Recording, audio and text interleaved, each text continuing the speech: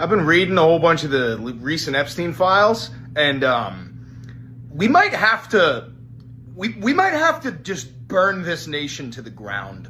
I'm not even fucking kidding. I mean, and not even this nation. I think half the fucking planet might need to just be turned into char. There are so many pedophilic elites running this fucking planet that I'm starting to question the history I learned.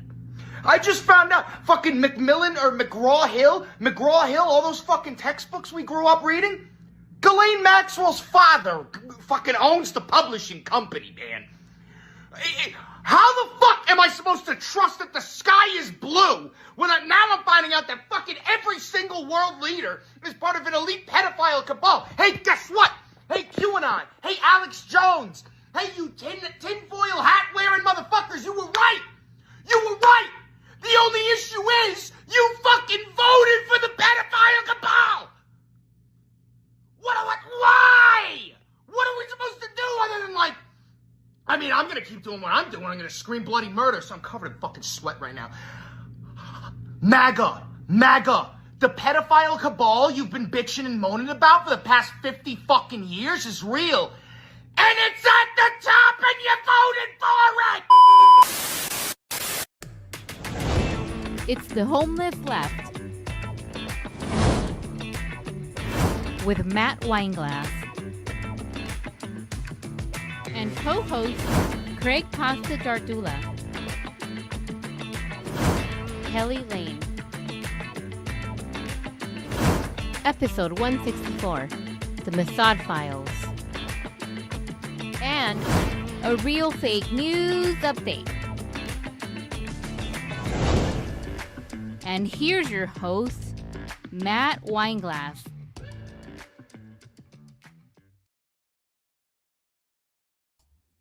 All right, here we go. Welcome, everyone, to the Homeless Left, non-tribal approach to news network. We're here all afternoon. Welcome. If you're first time joining us, we welcome you into our space. This is when we say non-tribal source for news, it's a non-tribal network. It's a non-tribal mindset. That's how we go about not just the news, but everyday life and how we respond to the world.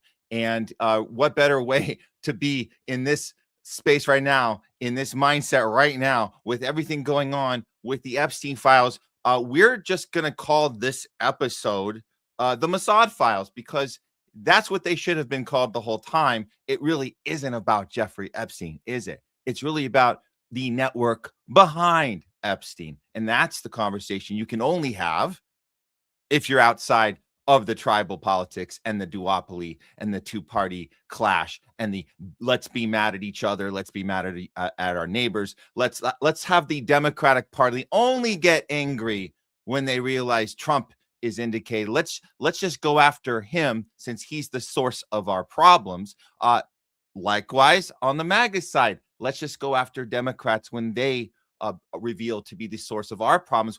None of us fully understanding what the game is about unless you step outside of that battle and you realize that they're all in on it. As you guys saw in the opening, these are the realizations a lot of people are having right now. So that's the good thing, the good news about right now, even if we're just getting these little wins. But we're going to break all that down with you guys today. We're going to have Craig Pasta Jardula on with us. We also have, so we'll get into the Epstein files, the Mossad files, of course, but more on the ICE wars going on in the streets. We have coverage here in LA. Craig Pasta, you guys know, has been out in Minneapolis on the ground, boots on the ground, is what we call it. And that's where we're able to get authentic, reports from the ground, not just recycling, regurgitating stuff, which you might get on other networks. But we appreciate the work that people do in this space with us. We can't do it alone. There's no way to do this alone. It takes a team.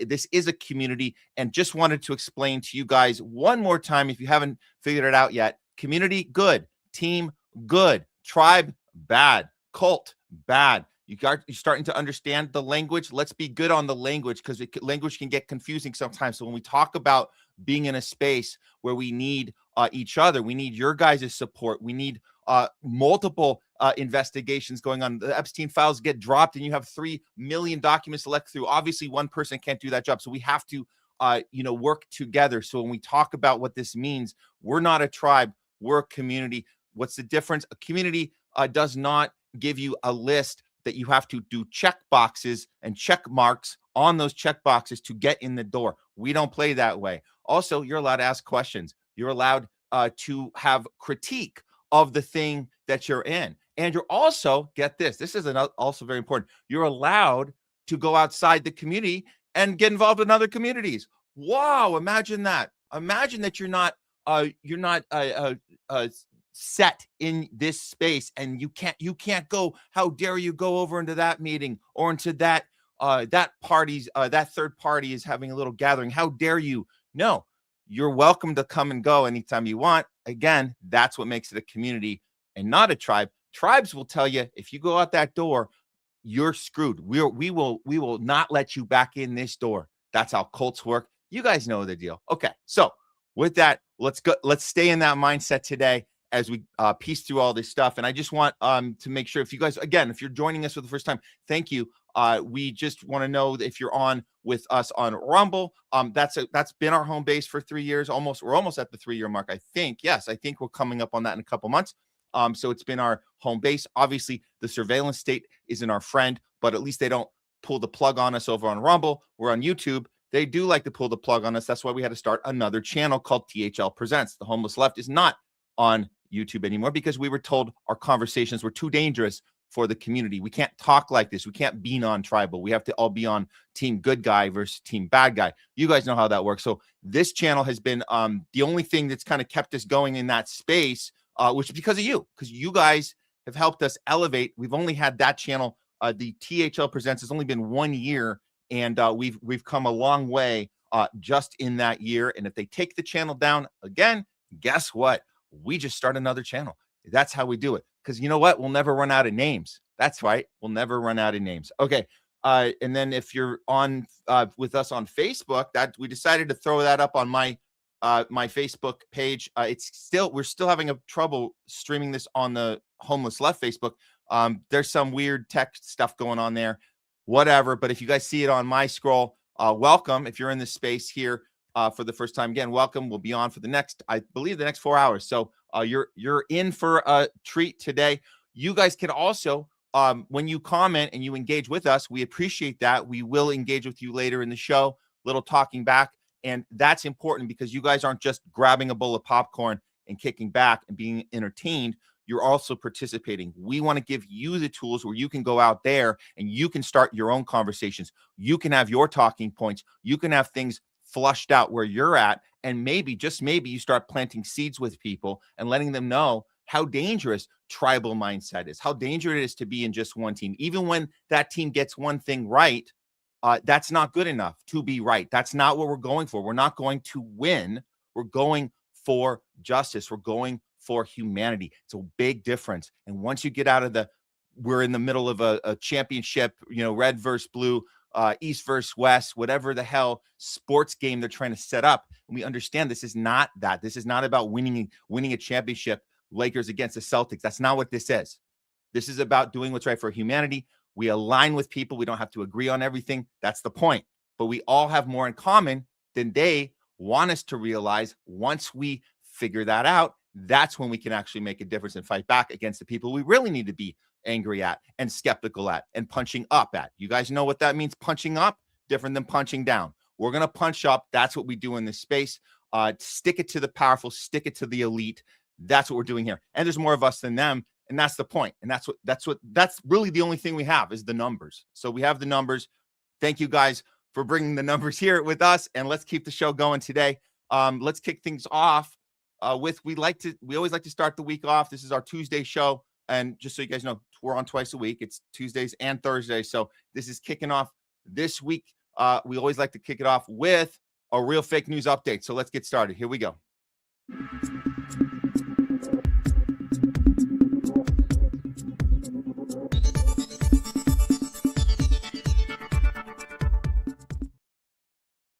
It's a real fake news update, not brought to you by Pfizer. We're going to dive in to the Epstein Files release. You guys know we had 3 million pages put out there. We have, massive amount of new files dropped, pictures, records, whatever you want to call it, videos. Obviously, they picked and choose what to put out there. They've already taken a lot of it back. But in this segment, because we call this real fake news, we want to see how the mainstream is responding to this, because that's important. What are they putting out to their readers and their viewers? Well, Caitlin Johnstone, she did some good work on this right away, and she told us it looks like Western media outlets might be spinning that that Jeffrey Epstein, the big reveal is he is an agent, but not necessarily for Israel. Looks like that they might be spinning that he's an agent of, drum roll, Russia. I kid you not. Here it is. So this is Caitlin Johnstone's. She did a piece on this. The Western press are trying to spin Epstein as a Russian agent. This is, of course, ridiculous, because Epstein is a known intelligence operative for the state of Israel, not Russia. This is an established fact and has been for some time. Let's see some examples there. Okay, well, the Telegraph wanted their readers to know that Epstein's links to Putin and Kremlin spies raise fears he was a Russian agent. Oh yeah, they're going all in on this. P-File financier suspected of being engaged in world's largest honey trap operation. Don't say the I word. Don't say the M. Whatever you do, Telegraph, don't say the M word. That is not okay. That is not okay. So the honey trap apparently is coming from Russia. Okay. Well, what else? Oh, the Sun is on. The Sun's doing this too. Sinister secrets as FBI files reveal fake passports, secret recordings, and links to the KGB and Putin. Jeffrey Epstein, a Russian spy. Oh, now I'm engaged. I guess the Sun's they're doing some real investigation here. Look at this. The dossier papers released by the U.S. Department of Justice on Friday lend weight to the theory that Epstein was a Russian intelligent asset. Oh boy, wow, they're really doing some good work over there at the Sun. Daily Mail's in on it too. Look at this. Epstein's sex empire was KGB honey trap. Blah, blah, blah, blah, blah. Wow. Russian girls flown into Harvest on world famous figures. Wow. Okay. So they're going to tell you the honey trap operation was on behalf of the KGB when he procured women for his network of associates. Intelligence sources believe. Don't you always like that? The intelligence sources believe. We get that a whole lot when it comes to manufacturing war, manufacturing who is the next bad guy. Isn't it always that intelligence sources believe? Who are those intelligence sources? Well, those are CIA. You guys should know that by now. Okay, so the release of more than 3 million documents. Well, what did they come up with? It looks like, according to these intelligence sources, that Epstein was working on behalf of Moscow and probably Israel, but we don't know that one we can say for sure Moscow, but Israel just it's kind of there. We're not going to really look into it. That's our greatest ally, so we don't really want to. I mean, come on, guys. Why would you want to dig into that? They're our friends. It's like you want to dig into you get your family members who are charged with doing horrible stuff. You don't want to look. You don't want to know. All right, just don't ask, don't tell. Israel's our friend. We're not going to look into it, right? Daily Mail. Okay, so they're saying that the files. Now think about the numbers count. They're trying to make this look really, really bad. 1,056 documents naming Putin and 9,629 referring to Moscow. Wow, that's quite a high number. Actually, it's not a high number when you're talking about 3 million files. Wow. Well, so this is what the readers of Daily Mail and the Sun and the Telegraph want you to know or want you to think. That's the spin. All right. And then let's see what happens when Fox News brings some people on to tell you. Well, we know Mark Levin's show. He is going to tell you right away.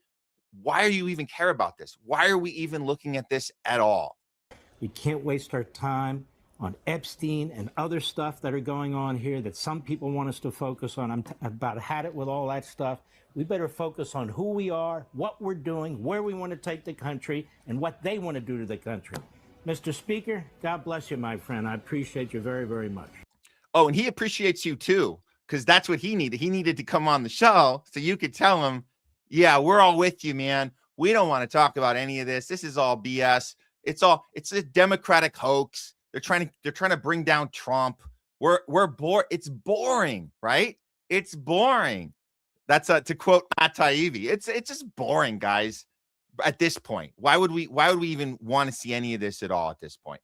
Well, now Fox also, like, look, we'll give him a little, not, I'm going to say a sliver of a credit to bringing on Todd Blanche, because we know that he was the one that announced this last week, that the files are being released. And he said some very concerning things when he was at the podium. So Fox News brought him on to kind of clear some stuff up. Let's see how the journalism is being done on Fox News. Here we go. We saw on camera at the rallies. Is there any chance that any of these individuals who partied with Epstein and engaged in relations with minors will be prosecuted? Well, Any look, chance? I'll never say no, and we will always investigate any evidence of misconduct. But as you know, it is not a crime to party with Mr. Epstein, and so it's not a crime to part. Okay, hold on to that thought. Hold on to that thought. But this is coming from the legal side of the DOJ that's telling you it's not a crime. Todd Blanche telling you it's not a crime to party with Epstein.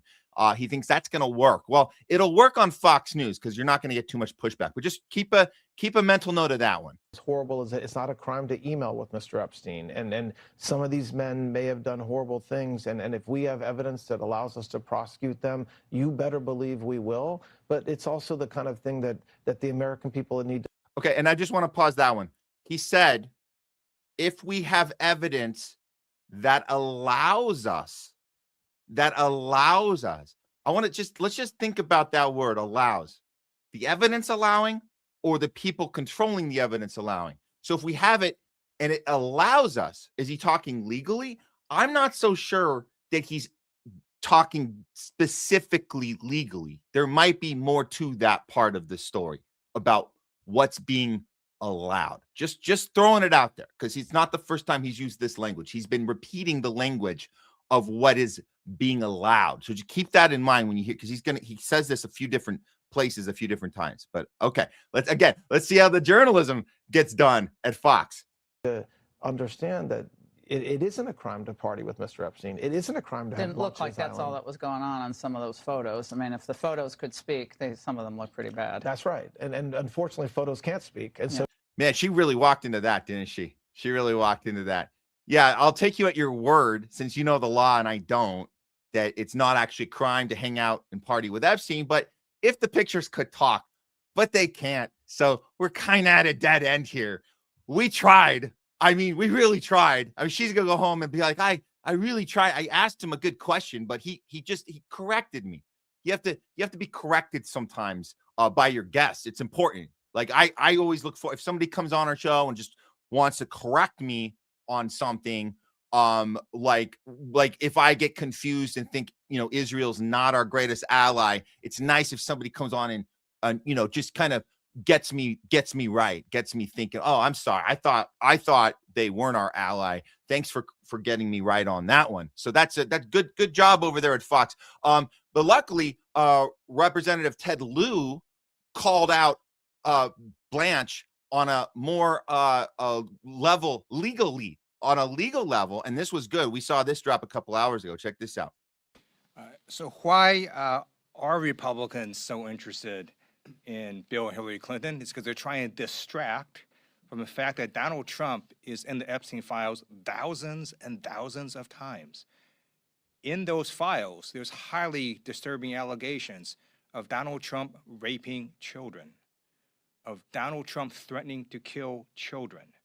Now, okay, this is the angle he has to take, because that's what the base is into. The base is into this angle. This is one little sliver. Donald Trump's allegations is one little sliver of this. But if that's what he needs to make a statement against the not just mishandling, but the illegal handlings by the DOJ and by Todd Blanche, saying out loud that it's not a crime to party with a pedophile. He's going to correct that part, but this is his only way he can get in there to do it, is he has to represent the Democrats' mantra of the entire Epstein cover-up is about protecting Trump. That's their language. That's their starting point. So he has to go with that. You and I know that's just a little sliver, tiny sliver of it. So I encourage your press to go look at these allegations. And I'm highly disturbed that Deputy Attorney General Todd Blanche just got the law wrong. Yesterday, he said, essentially, that it is not a crime to party with Jeffrey Epstein. Well, that's actually not correct. If Jeffrey Epstein was human trafficking minors for these sex parties, and you show up and patronize the establishment at that party, yes, you're guilty, because patronizing is part of the law, of the federal sex trafficking law. So Deputy General Todd Blanche just got that wrong, which maybe explains why they aren't investigating all these folks, including Donald Trump. So again, that's his way in to make a legal argument against Todd Blanche. His way in is Trump's being protected, which again, it's just a sliver of it. I just want to remind you guys, the language that is being left out is Todd Blanche, that he's getting the law wrong on this, about it's not a crime.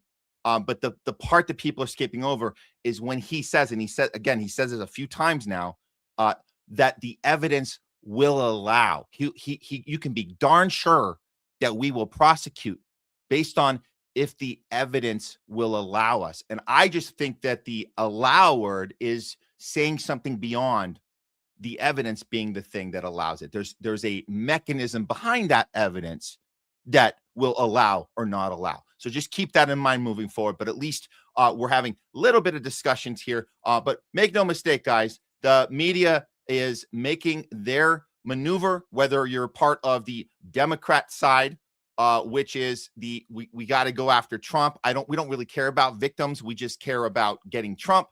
Or if you're one of these outlets that are going with the Russia angle and trying to ignore Israel. But that's the main thing. These Epstein files should be called the Mossad Files. They're not, and there's a reason they're not. And that's the thing being protected. And that's the thing that all of the media, mainstream media, can agree on 100%, is that we have to protect our greatest ally in the world.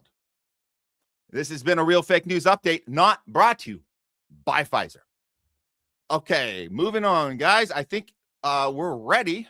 We're gonna keep the Epstein stuff going. We got some ICE stuff to talk about. A lot of stuff happening. So we're really happy to have him back with us to go through these things in an honest way that we have to do as independent journalists. Please welcome back to the show, Craig Pasta Jardula. What's going on, Matt? Thanks for having me back on. It's always fun. Yeah, man. Totally. I think you're a little. Your screen was a little blurry, but I think it's correcting itself. I think we're good. How are you on your end? Can you see me all right? I can see you fine. I think it might be your screen that's might be doing that. I don't know. The audience will tell us. But you were a little bit. You paused at one point when you were doing your last thing, so you were like, you weren't there. So really, oh, that's not at good. One point, but it was like in the very beginning of it, like 15 minutes ago. So okay, well. That's unfortunate. We'll have to look at that in post. But the show will continue as is. And guys, yeah, please help point us out in the comments if there's any tech issue that we're missing on this side. We appreciate that. I hope it's good now. I just went through and made sure that I was I'm hardwired in. So, but sometimes when I leave the Wi-Fi on, the Wi-Fi uses it instead of the hard line. So hopefully, how do I look now? I think you're still a little blurry. And really? A little bit. But I don't know if guys in the chat, who's blurry, me or Matt? Well, if Matt's blurry, that means I'm blurry. That's true. If I'm blurry, then you're blurry with me. But if it's I think we're getting thumbs up. Good. We're getting thumbs up, and maybe we're both okay. Maybe we're just trying to. Can I put a cherry on the last segment, because that's something we can also have done together. We both did segments both on RT, right? About yes, about Epstein. And I think we both like both of our segments. But I mean, to me, more than anything, when I'm looking at this right now, and I know we had some conversations off, and I believe that the ruling class only lets you see what they want you to see. Right. That's why I think people are getting duped a little bit more, with leaning towards thinking that we're doing everything in the for Israel. That's what they want us to think. They've put so much of that stuff out there. They've had major broadcasters or news journalists, independent media journalists going in that direction. You know what I'm saying? Yeah. So I do believe that right now, this whole Epstein drop, first of all, we're not going to get the meat and potatoes, right? We're going to get some of the salad on the side, some of the coleslaw, the stuff we already know is going to be verified. Oh, we already knew that. It must be obvious day down on Camp Stupid. But we're not going to get those who actually the children were trafficked to.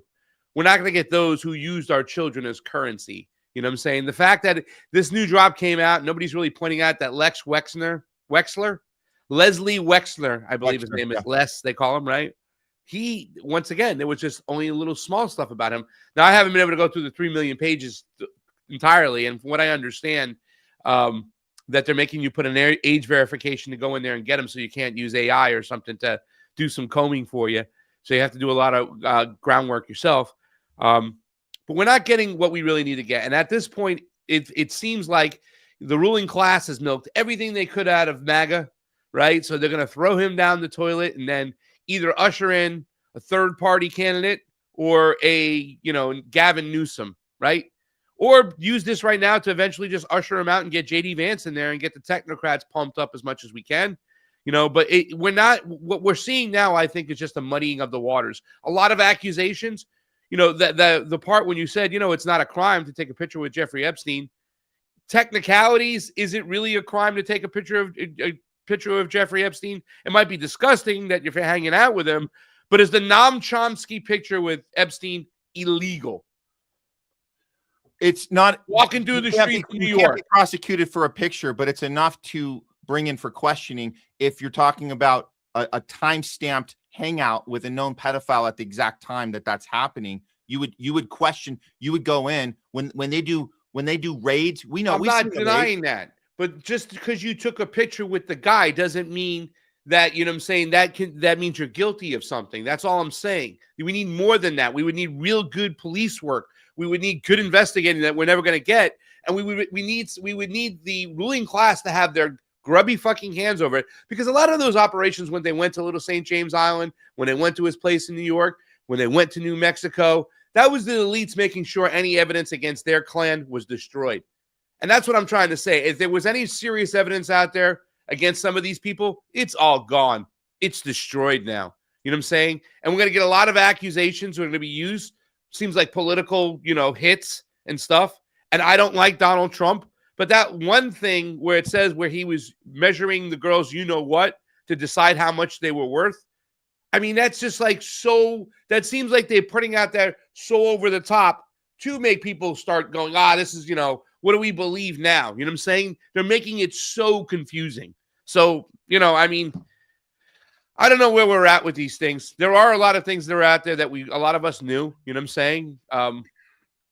Elon Musk was in this particular hit, that party with Donald Trump. So, I mean, I just think this is a complete sheep herding operation at this point. They're going to use this to sheep herd people into certain segments. We don't know what yet, but I think that's what a lot of this is about now. It's become, they've been able to co-opt those freaking things and just management and narrative now at this point.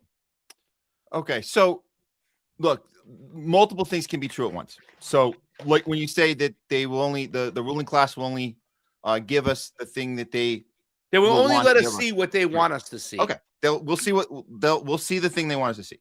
That can be true at the same time, and also the part you just said about it's confusing, and that's by design. People are confused. They're running around. They're trying to figure out what's going on. There's a lot of stuff to go through. All that can be true at the same time. Our job is to do the work. Our job is not, and I'm gonna go just as an example. Our job is to do the work. I think about Charlie Kirk. We do the work. We don't sit here and say because someone is playing us and somebody's confusing us and they're giving us things that are going to turn us on each other. we don't take a step back and go, you know what? F this game of the ruling class playing us. No, we still have to do the work, because as confusing as it is, we're smarter because we have the experience, we have the ability to go through and find. And you brought up Trump and Elon, and I'm going to just say this. Look, this is you're right. This is the stuff people are talking about that are confused. They think this is important right now. They think The Guardian telling us that Elon Musk had more extensive ties to Epstein than previously known. Emails show. He might have actually gone there. And then Elon's trying to fight back and go, no, nobody fought harder for full release than me. And Misty calls out, dude, you were sending the email. So this is all true. This all needs to be said. This is the game that obviously ends with Elon Musk not going to jail, obviously. Duh. But this is not the conversation we should be having. Do you know what you mentioned about Trump and those horrible allegations? Those are also not the conversation we're supposed to be having. Those are the distractions. Talking about how disgusting Trump was with minors, and this idea that he was physical with them, and there's these allegations of him being bit and him hitting this model in 2019. So there's a lot of stuff there as far as the sexual perverted criminal actions against minors.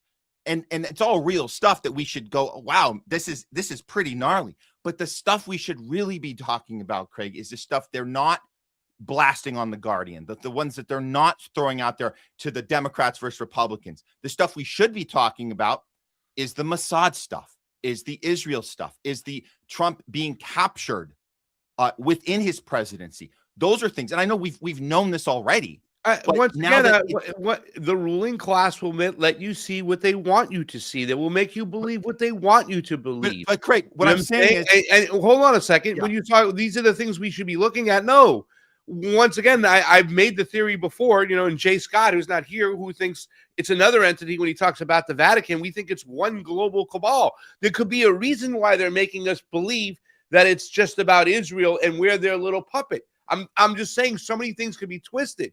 There's a lot of other reasons to hate Elon Musk that are up in the public and straightforward, other than this stuff that's going on right now. Yeah, we might be able to do this, but did he even confirm if those are fake emails?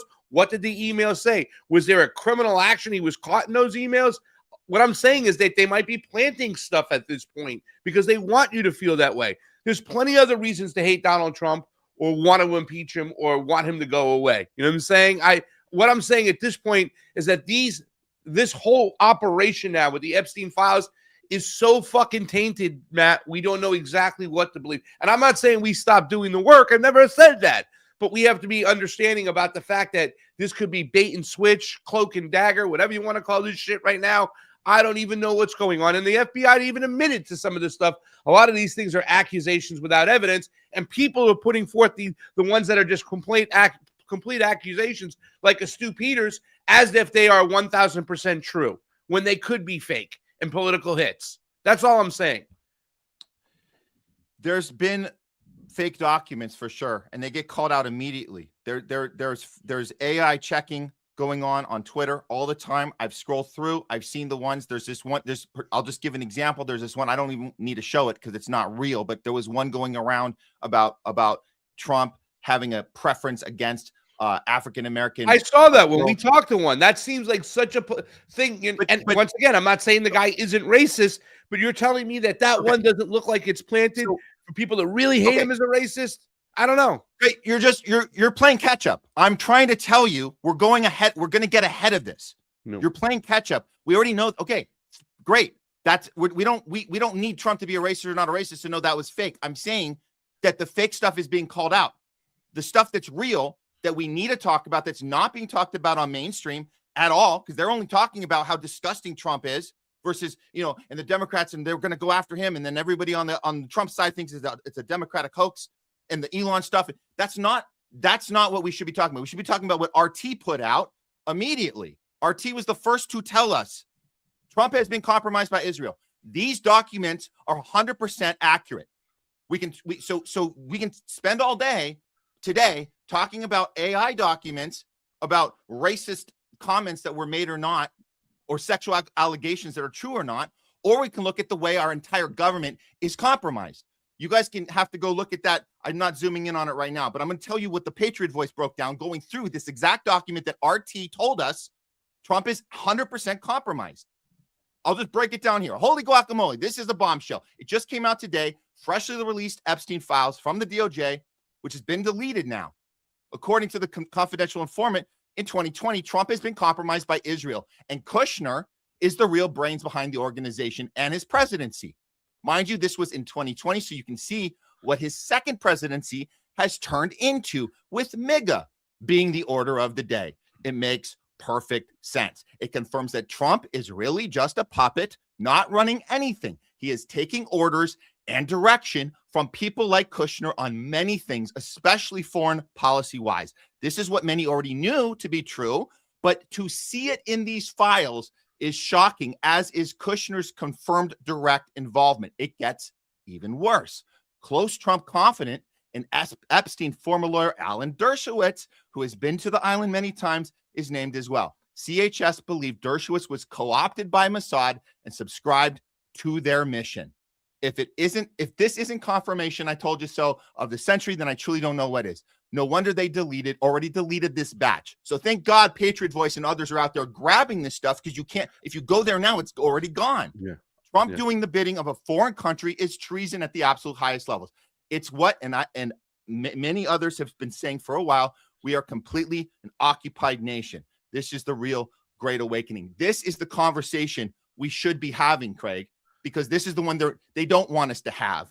This is the one, because you said it was confusing. The reason it's confusing so people don't talk about this part. All right, let me stop you now, because you went on for a little bit. We shouldn't be telling anybody what should we be doing. We could say what's being missed or what we think is more important, right? That's just our opinions about what we should be talking. There are people with many different beliefs. Sure. Once again, if the ruling class is playing some type of game, and you're talking about social engineers, people who, the people we talk about that do these crazy, disgusting things, these, satanic rituals, these Bohemian Grove-like kind of like elites on that level. If they're pulling some strings in a way where they want you to believe this stuff that this gentleman's putting out, and a lot of that was his opinion, right? It was a lot of that was just, if you read the tweet again, you can say, oh, that's his opinion. There was something that he was saying that somebody believed. And technically you can say it's right that what he's doing when he's operating for another country, of course, you can say that, because that's a technicality and he's therefore breaking a law. Okay, that you could argue that point. But once again, I'm just telling you that the elites make us believe what they want to believe. They can plant documents. They can change documents. They can do whatever they can do, right? You know what I'm saying? They can do these things. These things they've been had in their possession for a very, very, Epstein's it's an old case. You're talking about the 80s. They've had these papers and these documents in their hands for almost 50 years. So once again, I'm going to say I'm not 100% sure on anything, because when it comes to this here and this alone, this is like a conspiracy theory gone to the mainstream. This is something different like we've never seen before, right? You know what I'm saying? When was it? When Epstein was like first getting his honeypot deal, his sweet deal, there was no internet. We couldn't blast it out there and get out there. Nobody knew what was going on. I surely do believe that he was definitely using children for currency, but I don't believe we've hit the mark yet. And from what I've seen in these whole drops, I haven't seen like different names of different people who were probably at the upper echelons of our society, if not behind the shadows, the eye wide shut people, right? You know what I'm saying? It's been more of the people we know, people we love to hate, or people they love to love. And that's, it feels like they are just engineering people right now and using this to do so. I'm sorry, but your theory that Israel is the big dog and we are the little brother is not 100% true. We don't know for sure. It seems that way. We don't know for sure. To me, that they want us to make it seem that way for a reason. We don't know for sure that we are allowing a nation, an ethno-state, military occupation to commit a genocide, and both parties have not just championed it, wrote checks for it, criminalized us for having a problem with it, but champion it when you walk into the halls of Congress and you see how they celebrate it. Is you're telling me that they're a little brother? Is this how big? I'm sorry. Is this Craig? Is this how big brothers. All those people that you treated. talked about are just players I'm in the sorry, game. They're the I just gotta pull stenographers this. for the Give me ruling 15 minutes. class. I'm just gonna put this. Let's continue the discussion. I Yeah. just want people to watch this while we're talking. So go on. Tell us about our little brother Israel, Craig. Okay, our but little all brother, these people, all is this these how we people treat- is that this how have Big this here, Brothers- this is how Big you want me to Brothers tell treat- you? All these people here, this is like so fucking obvious. They're making it so obvious. They're putting Israeli flags and signs out there. This could be a fucking operation where they want you to believe this shit. I'm sorry. I mean, all these people are just the stenographers for the ruling class. They don't have no power. They do what they're told. Most of these people that we're talking about are probably the ones who have blackmail material on them, and they're doing what they're told to do.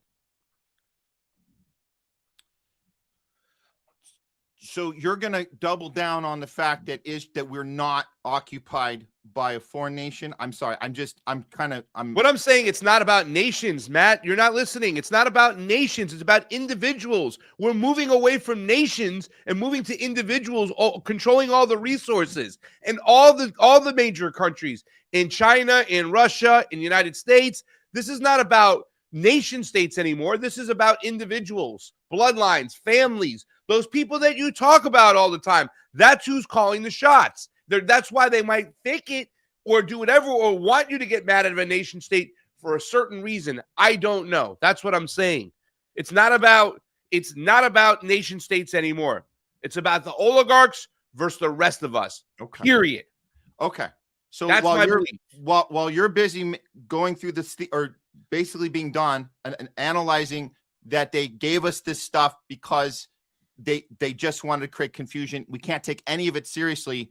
I'm going to go ahead and play this conversation between Epstein and the former prime minister, Barack, where he tells him to approach Peter Thiel about his new Barack company, and Peter Thiel. I've heard it. Go ahead. Good. Called Palantir. I've listened to it.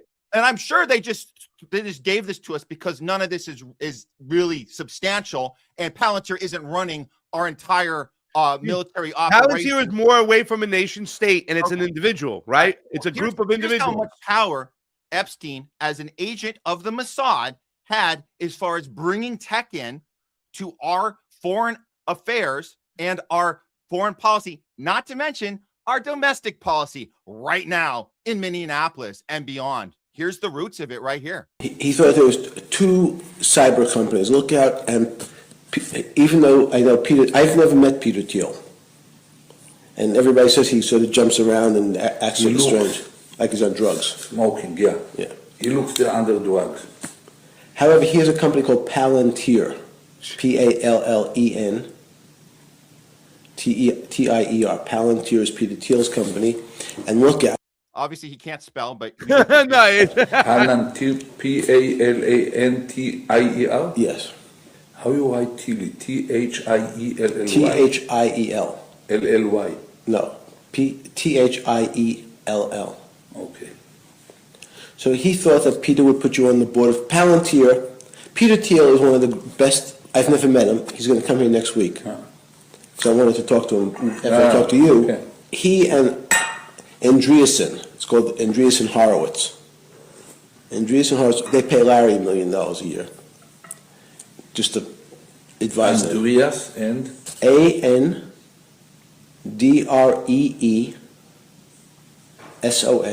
Andreessen, and Horowitz. And Howard?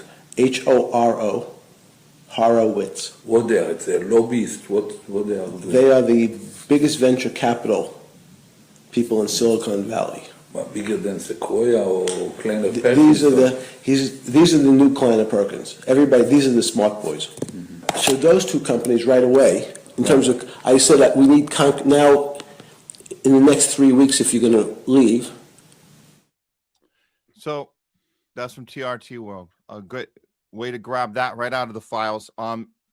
Not a big deal. Same old, Craig. Or is there something? Does this something that would concern you and I and people in the space that have been investigating Palantir and figuring out how we had that technology implemented into our military, foreign and now domestic policy? Would this concern us at all, or is this same old, same old? Well, when you're talking about the concerns about Palantir and Peter Thiel, you're kind of leaning into what I'm trying to say, that it's about individuals and not nation states.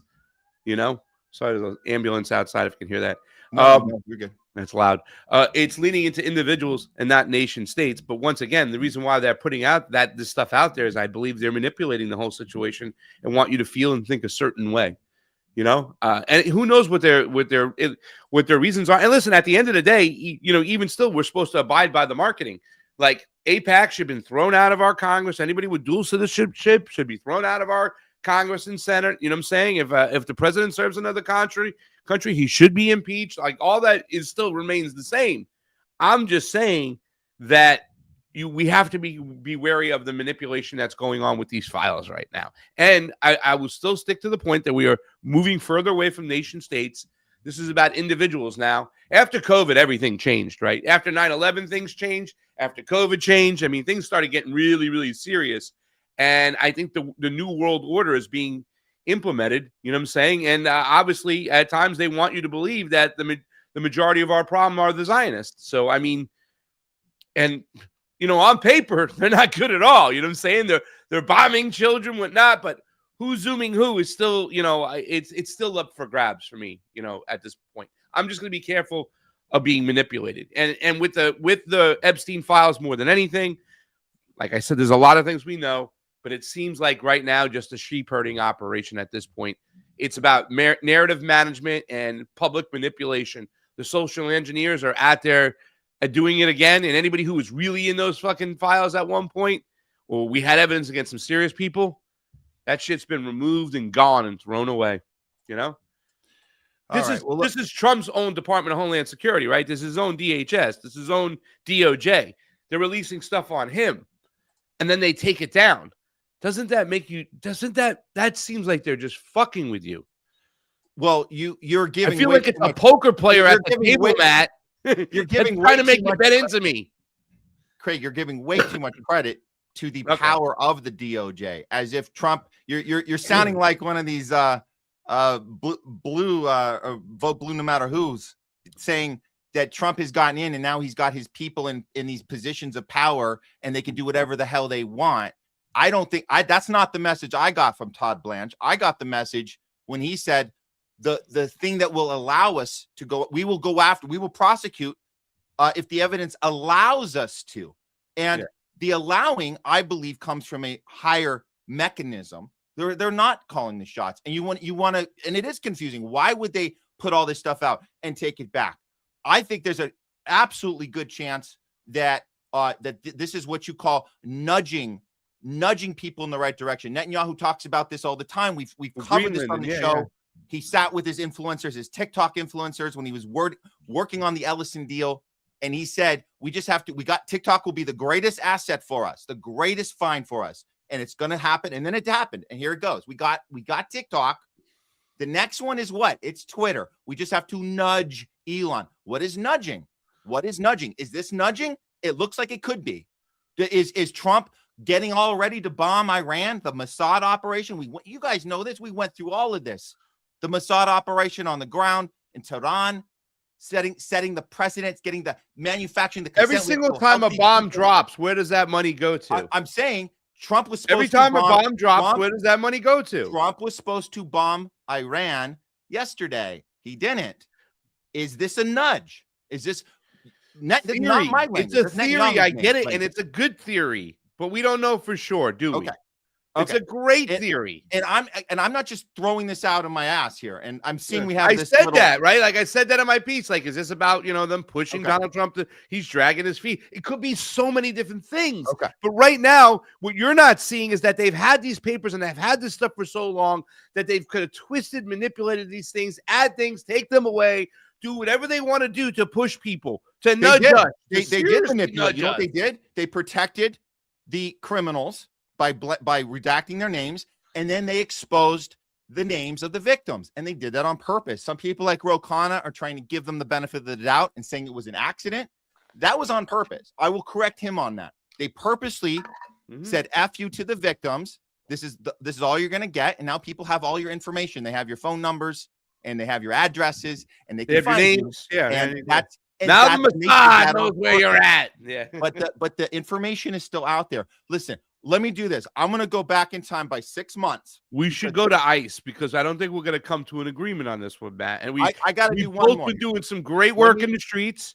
I love what you've been doing. I know you said you love my article and what we're doing. I mean, I want to get to something we can agree on. This is the most we've disagreed on an episode ever.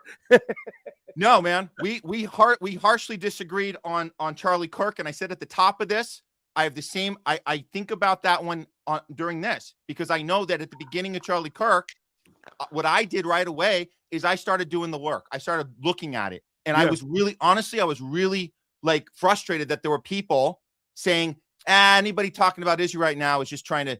I never play a said game. that. And I'm like, and that's the thing. I've always said it could be a possibility. You gotta look. You gotta do the work. You gotta look at. You gotta just look like. at Hold on a second.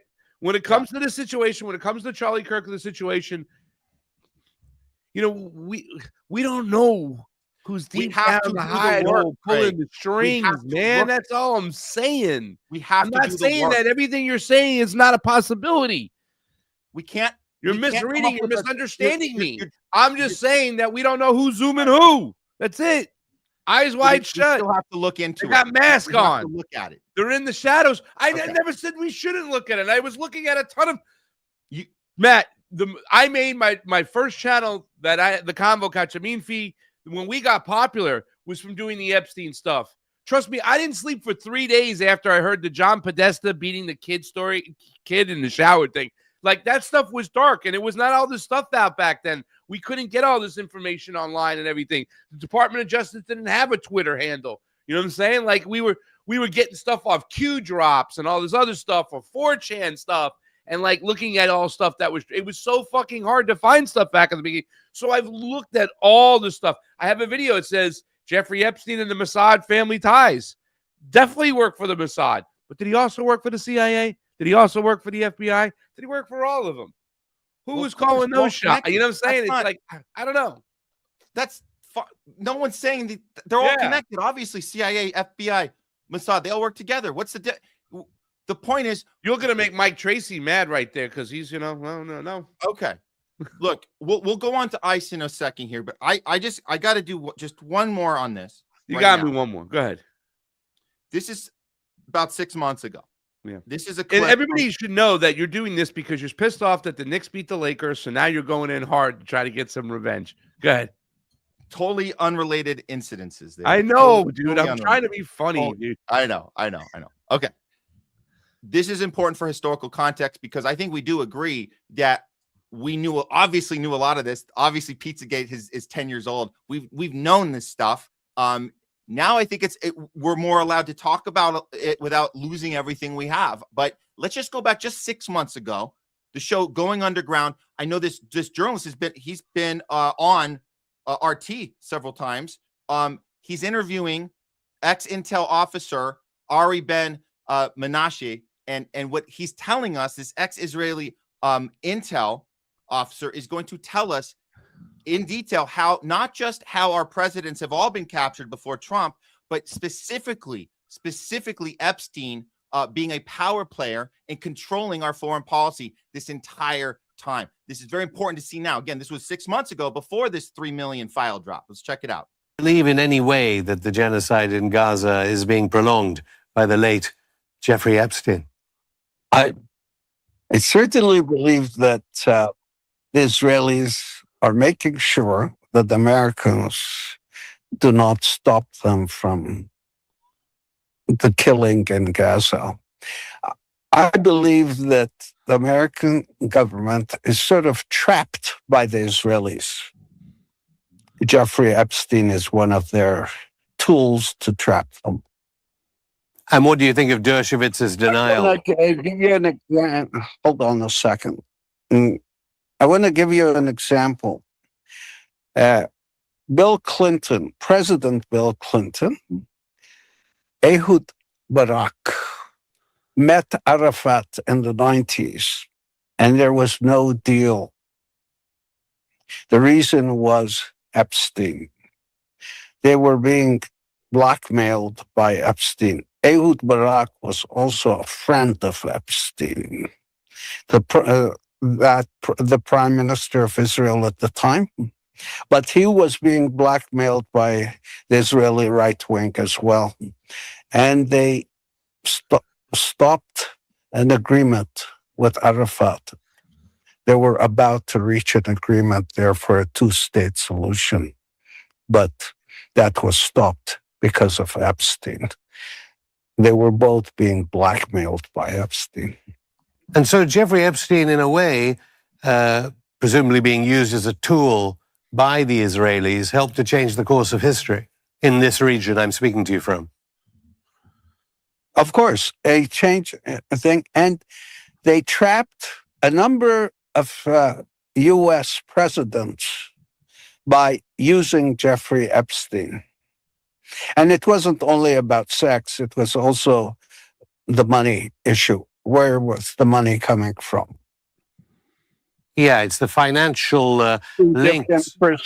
Financial issues, different personalities receiving money from a group of billionaire Jews that worked with the Israeli government in the United States. So, yes, again, we've been having this discussion long before this last weekend. But this is, when you hear this from an ex-Israeli agent that's telling us about our foreign policy throughout the 90s, through the Clintons, and we know through, even before that, through the Bushes, both Bushes, into Obama, into Biden, into Trump, both times, are you saying that this is a distraction, that we look into this and see this capture, or are you just, is this just one guy's opinion you're writing off here? I want to know where you're coming from when you hear this. I don't know what you want me to say at this point, Matt. I guess that, once again, how do we know who he is, what he's saying? If he's not saying something to manipulate people too as well, I get what you're saying there. And when there's smoke, there's fire. And like I said, on the surface, I would throw out every single part of Zionism that it's embedded in our own country, the marketing, which, by the way, I think we need to blow up the whole thing anyways and start over again.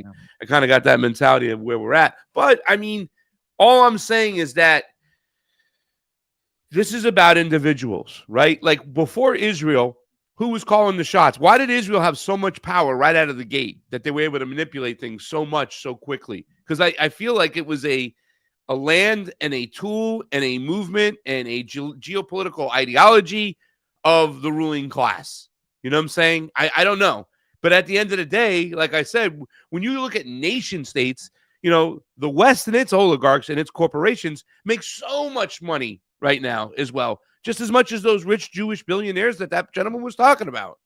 So I'm just saying, or don't you believe that there's a group yourself of satanic fucking, like we talked about this, right? Like Bohemian type of Grove people, right? Can't they be manipulating things by using Israel themselves? And it's just a game to them in a way.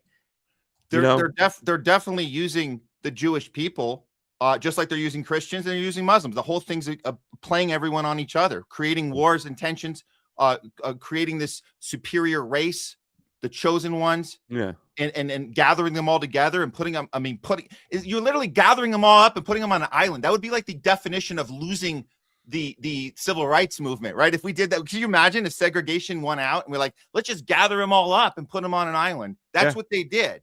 So I do believe there's a powerful force using everyone in this equation. But Israel is, when we say Israel is the foreign entity controlling us, of course there's something behind that. We know that we've been looking at not just Bohemian Grove, we've been looking at the Freemasons, we've been looking at the hundreds and hundreds of years this is in the works. We know about the Balfour Declaration, the British government setting the pavement for setting this thing up well before World War II, well before Hitler. Yeah.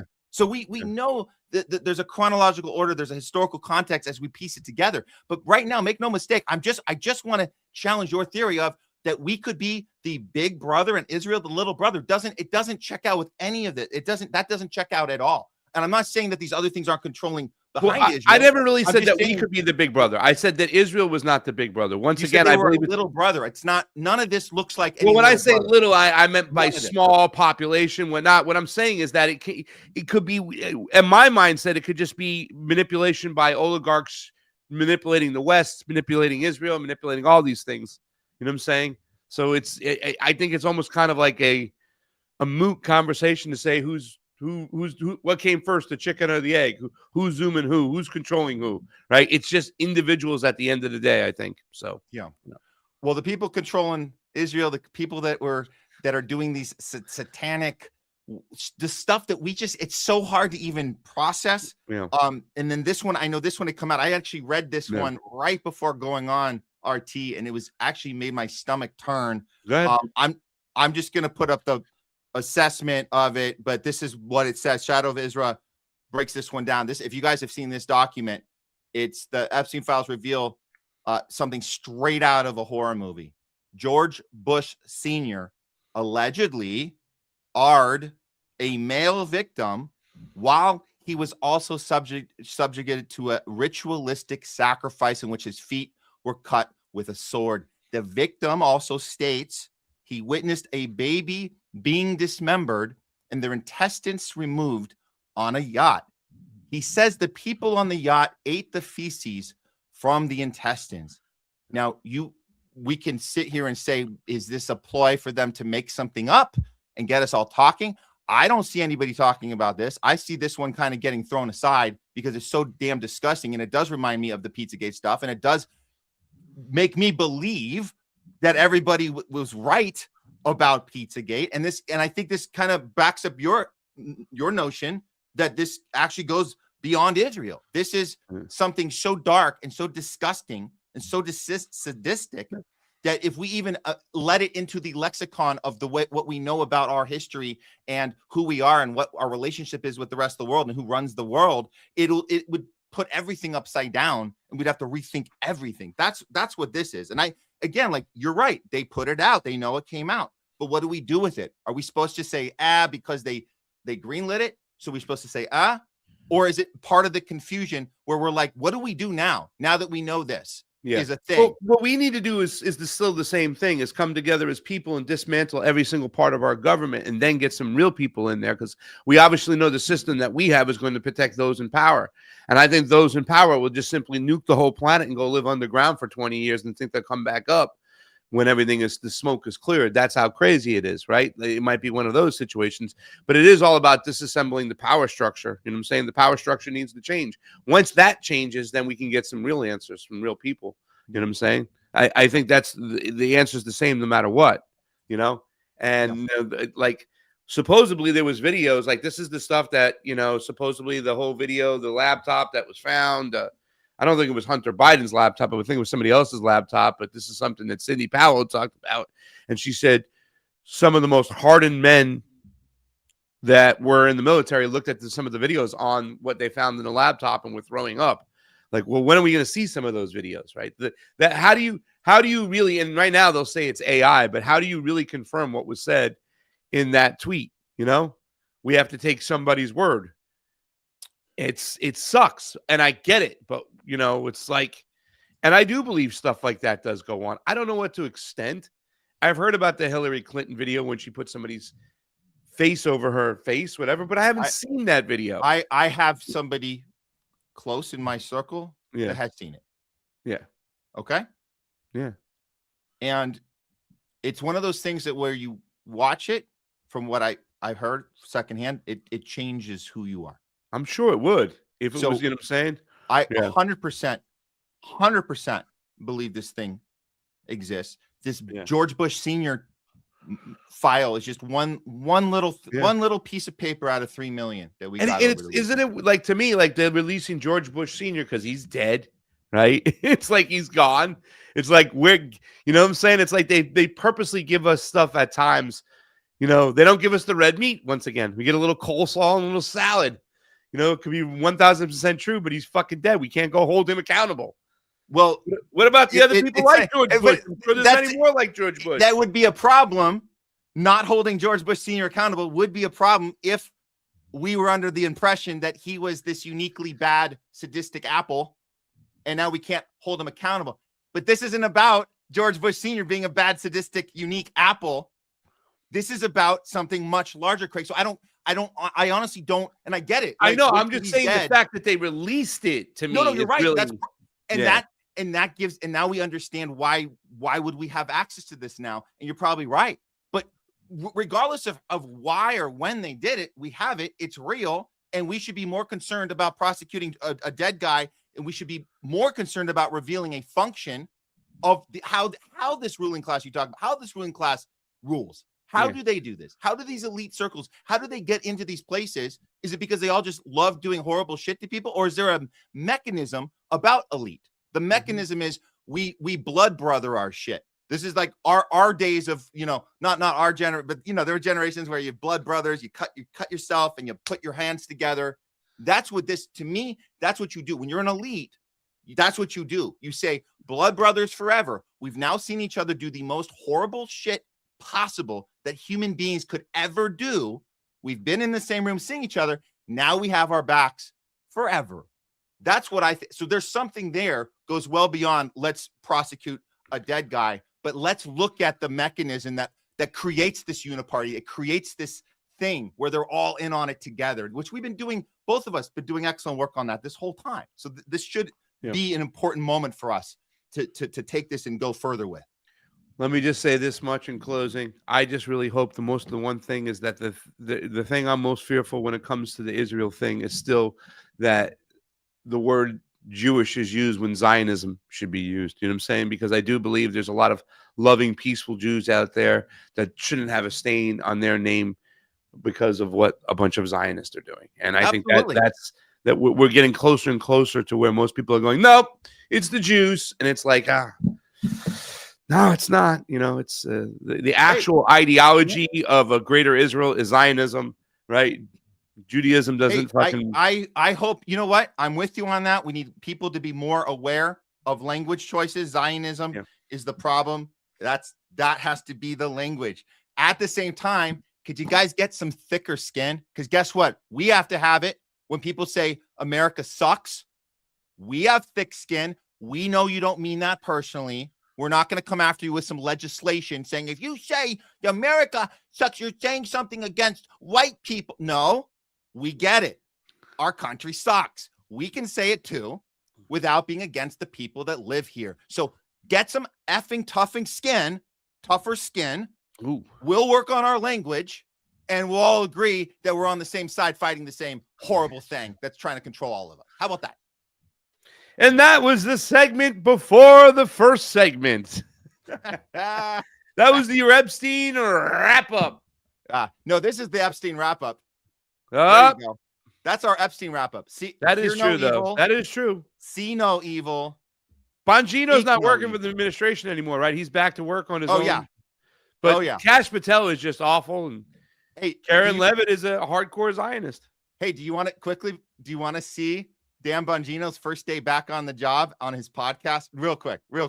This is funny, dude. You're going to love this. Watch All this. right, go ahead for it. Here's Dan Bongino. He's back on Rumble, guys. He's back on Rumble. What does he have to say to his fans, his audience? Hey, guys, I'm back. I'm here for you. No, he's not very nice. Oh, listen, I'll let him talk to his audience. You guys play listen. it. Here we go.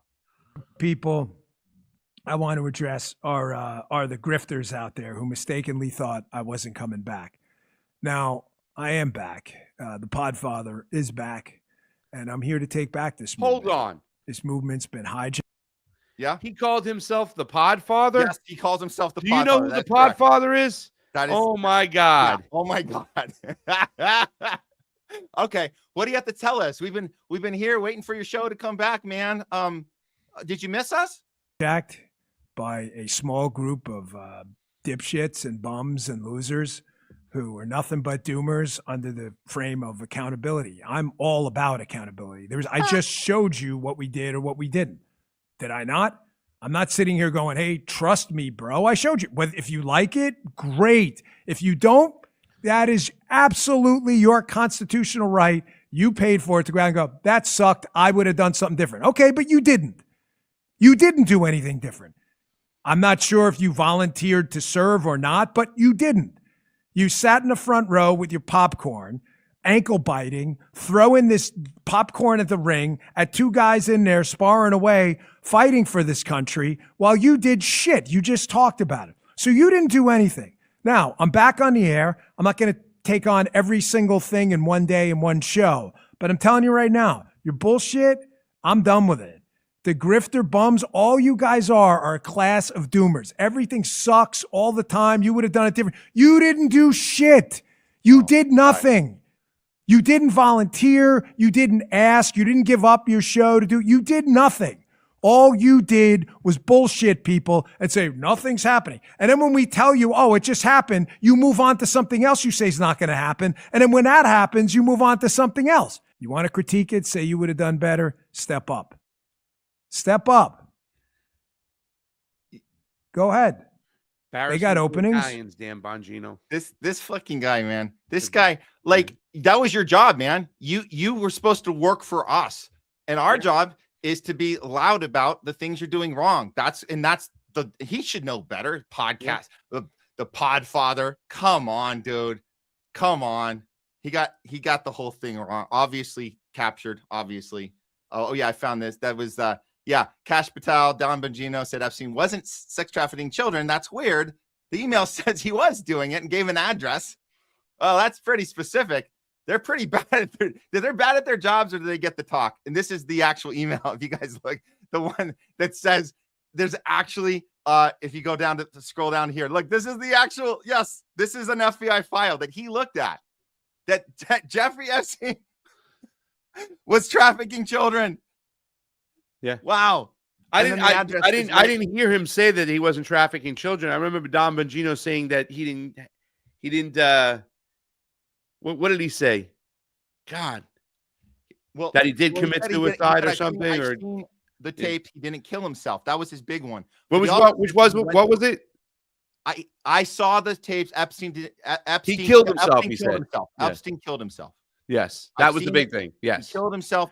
Him and Cash went on joint interviews together and sat there sweating bullets together next to each other, saying that we went through everything and there's nothing there. And then Bongino famously said, if there was something there, believe me, I would have shown it to you yesterday. Yep. There you go.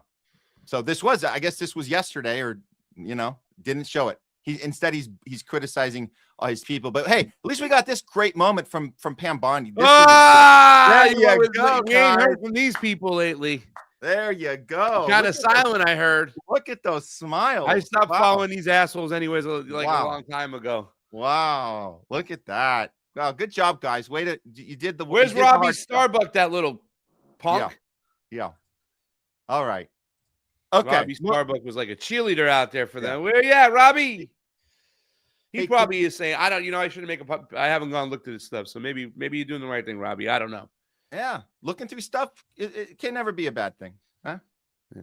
Anyways. Okay. Let's get on to By the way, while we got the libertarian tweet up there, you want to talk about a missed opportunity. And you know what, Matt? Since you already brought it here on Epstein, I'm going to bring it on ice, because we got to analyze this whole thing. Because whether you don't like the left at all, and we understand the left and the Democratic Party is going to be doing their bullshit to try to come back into play, the last two major protests in this country where people have gotten into the streets, anti-ICE, anti-fucking Zionist.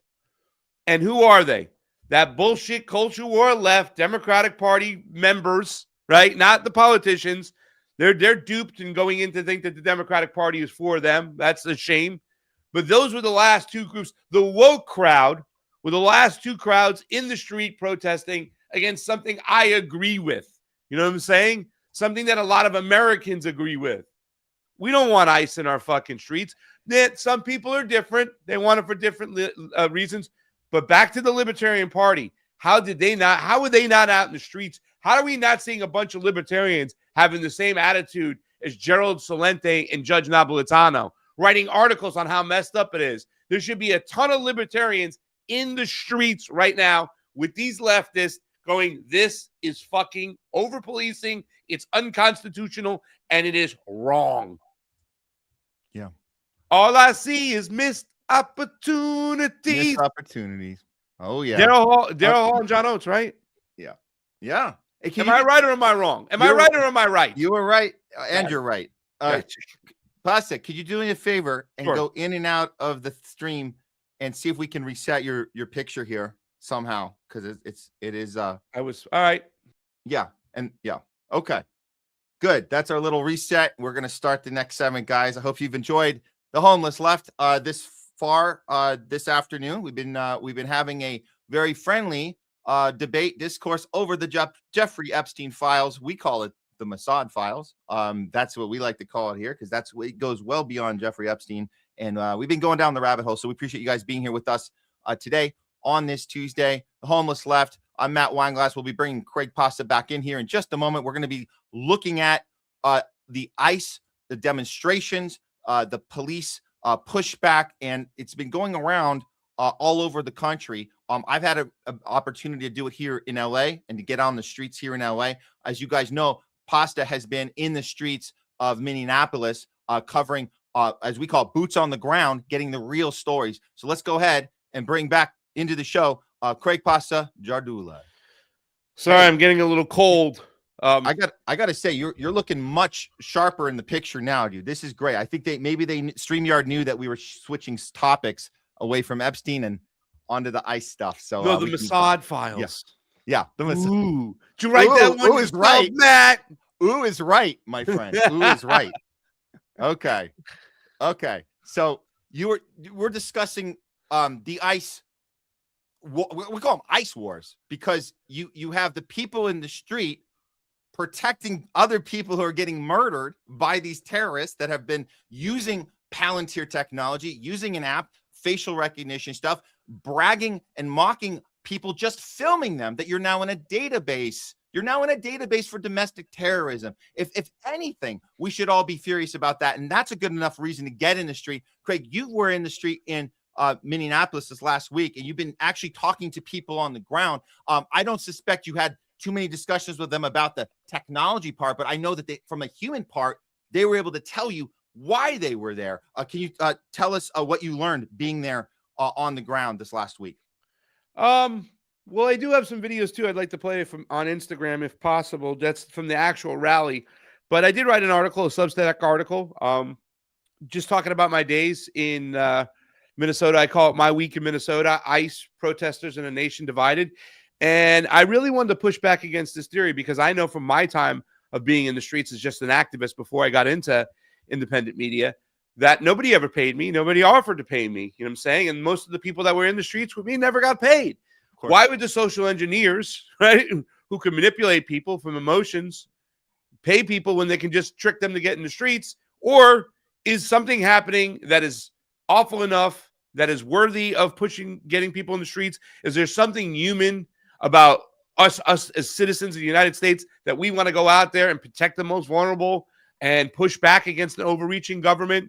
So we go to the streets to do that. I think that's what's being missed. Obviously, what we see from the conservative right, and this being a very divisive issue, right? People are ICE, pro-ICE, anti-ICE, whatever. This kind of argument that they're paid protesters. And when you kind of get that argument out there, or you get that narrative going, it means that there is no message from the other side. They're simply there for a check. That means that our other citizens that think differently than us are not, for real. They're not emotional. They're not passionate. They're just going to get a check. And that really diminishes why those people are in the streets to begin with. It's the ultimate gaslight. You're basically saying nobody would be on their own in the street for this, because without money, everybody would agree that we need this presence and they need to have this immunity where we don't challenge anything because they're trying to do good work and just stay home. That's exactly what that's about. And people fall for that, right? I mean, they actually think, oh yeah, that makes sense. A paycheck. That's why they're there. Yeah. And then it allows them, Matt, to push forth with their authoritarian measures, their mentality, their overreaching. I mean, people use the term fascist because they want to talk about the racist element. Fascism is the merger of corporations and states, but authoritarian, yes. Racist, yes, very much. And they get to continue to push forward with the security state. So it's not only diminishes one side and they're forgotten. And really, Matt, to tell you the truth, the question I have out there for the populist right, or the conservatives or the people who are pro-Trump, pro-ICE and thinking, what do you want to do with the other side that thinks differently than you? Do you just want to just continue on and pretend they're not there, ignore them, continue your over-policing or making your rules or setting society in the way you think is right and just ignoring them? Do you want to eliminate them? Do you want to get rid of them? Do you want to put them all in jail? What do you want to do? If you're not willing to understand why they are in the streets and come to some form of compromise, then what are we doing here? Yeah. We're being played by the ruling class. And here's the thing. Recently, Mondami, supposedly, I don't know if he pushed this measure. He's making a measure to throw ICE out of Rikers Island. That is the opposite thing to do. What should happen is, if the marketing is true and the governor's got to work with the federal government, then say this: pull all your ICE agents off the streets. We'll work with you in our jail. Any immigrant, illegal, undocumented workers, excuse me, I hate to say the term illegal because nobody's friggin' illegal. I hate that term. You got me saying those words, conservatives. Undocumented workers, immigrants, whatever the case may be. If they're undocumented, you call them illegal, whatever. If they're convicted of rape, murder, a high crime, we will hand them over to you. But pull all your ICE agents off the streets. Stop this racial profiling. It's unconstitutional. That's what should be done. Because I think a lot of Americans would agree to that. And I learned that from a lot of people in the streets. But the thing is, Matt, they're not going after the worst of the worst. I mean, the majority of the people they're going for, they're racially profiling and taking them away. I talked to a man, a young kid, whose father worked at McDonald's, and he was taking out the trash. They walked into the lobby. They grabbed him. He was racially profiled, grabbed, and then taken to ICE detention. And he's going to probably be deported, right?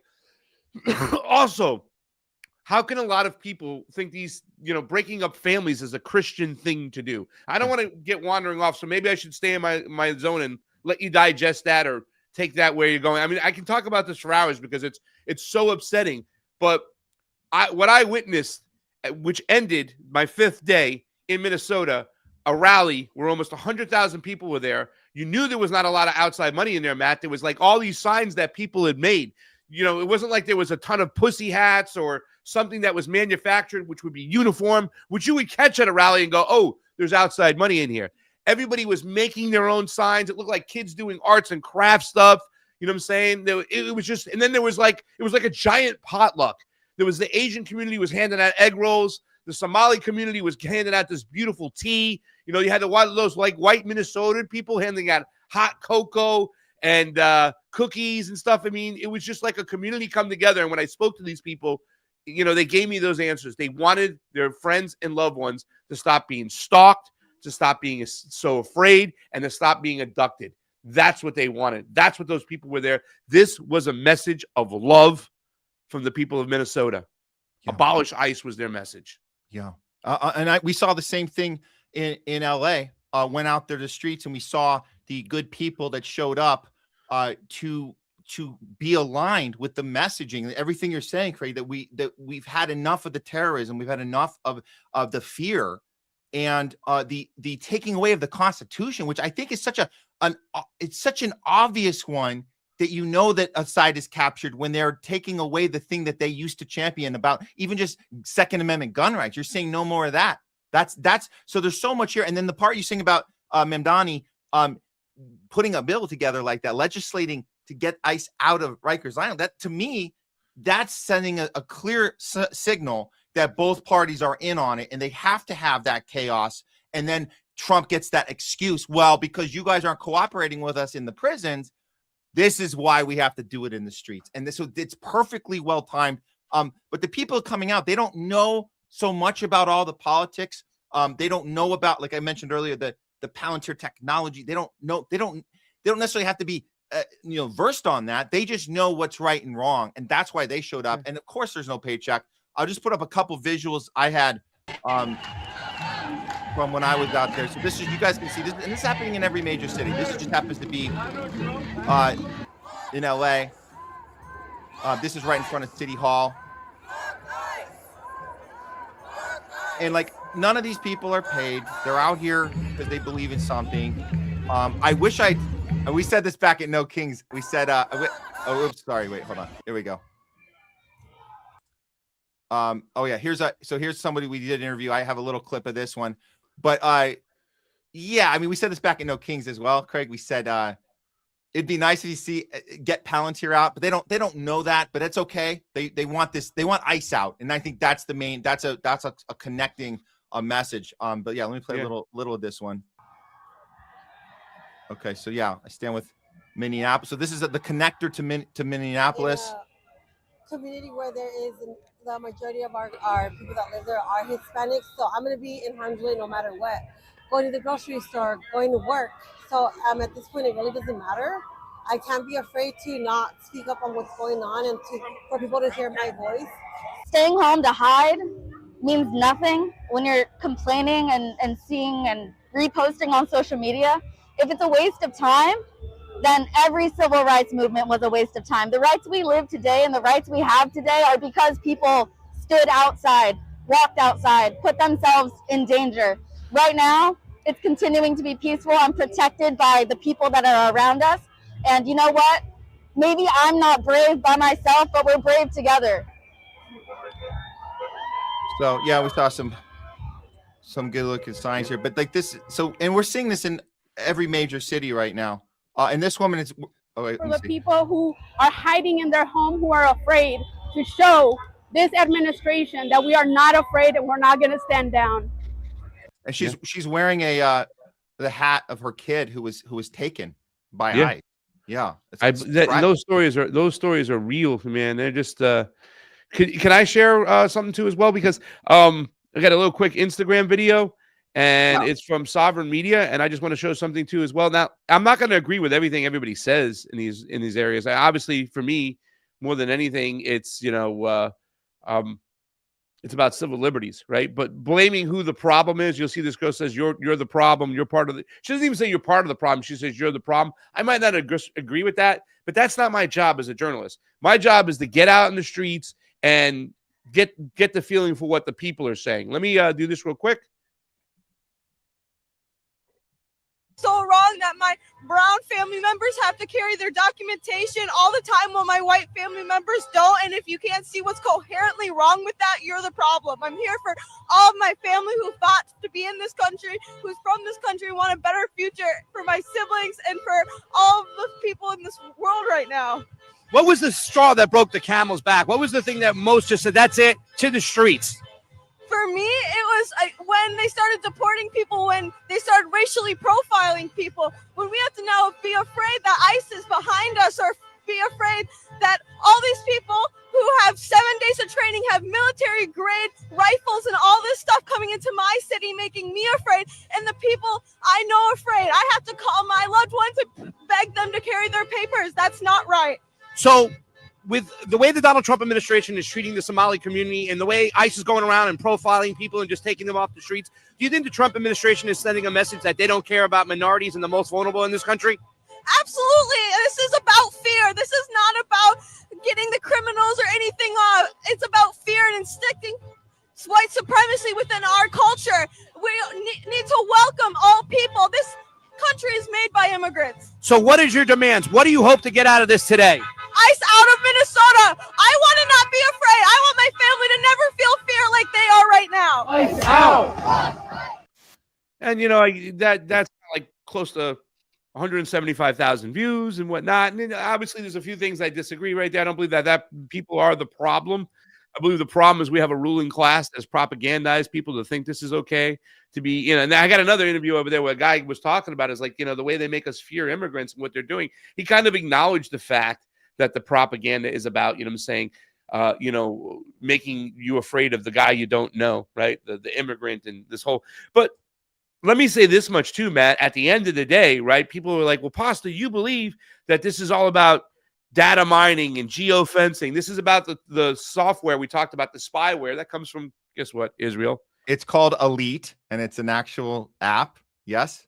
And are you frozen? Or are you there? I'm here. I think you're frozen. Is that me frozen, or are you frozen? Who's frozen? I don't know.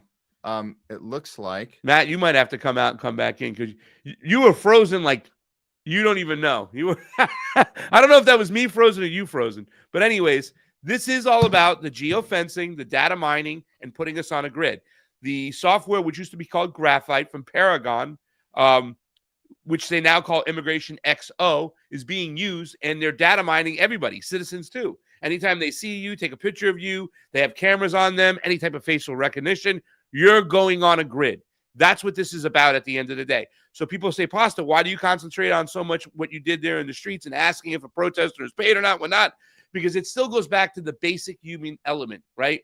We should love each other. We should take care of each other. We should want the best for each other. We should live in a society where we all know we're one species together working on one planet. Yeah, there's other species that work with us in the echo, but we as humans, right? It goes back to that. Really, it was a message of love.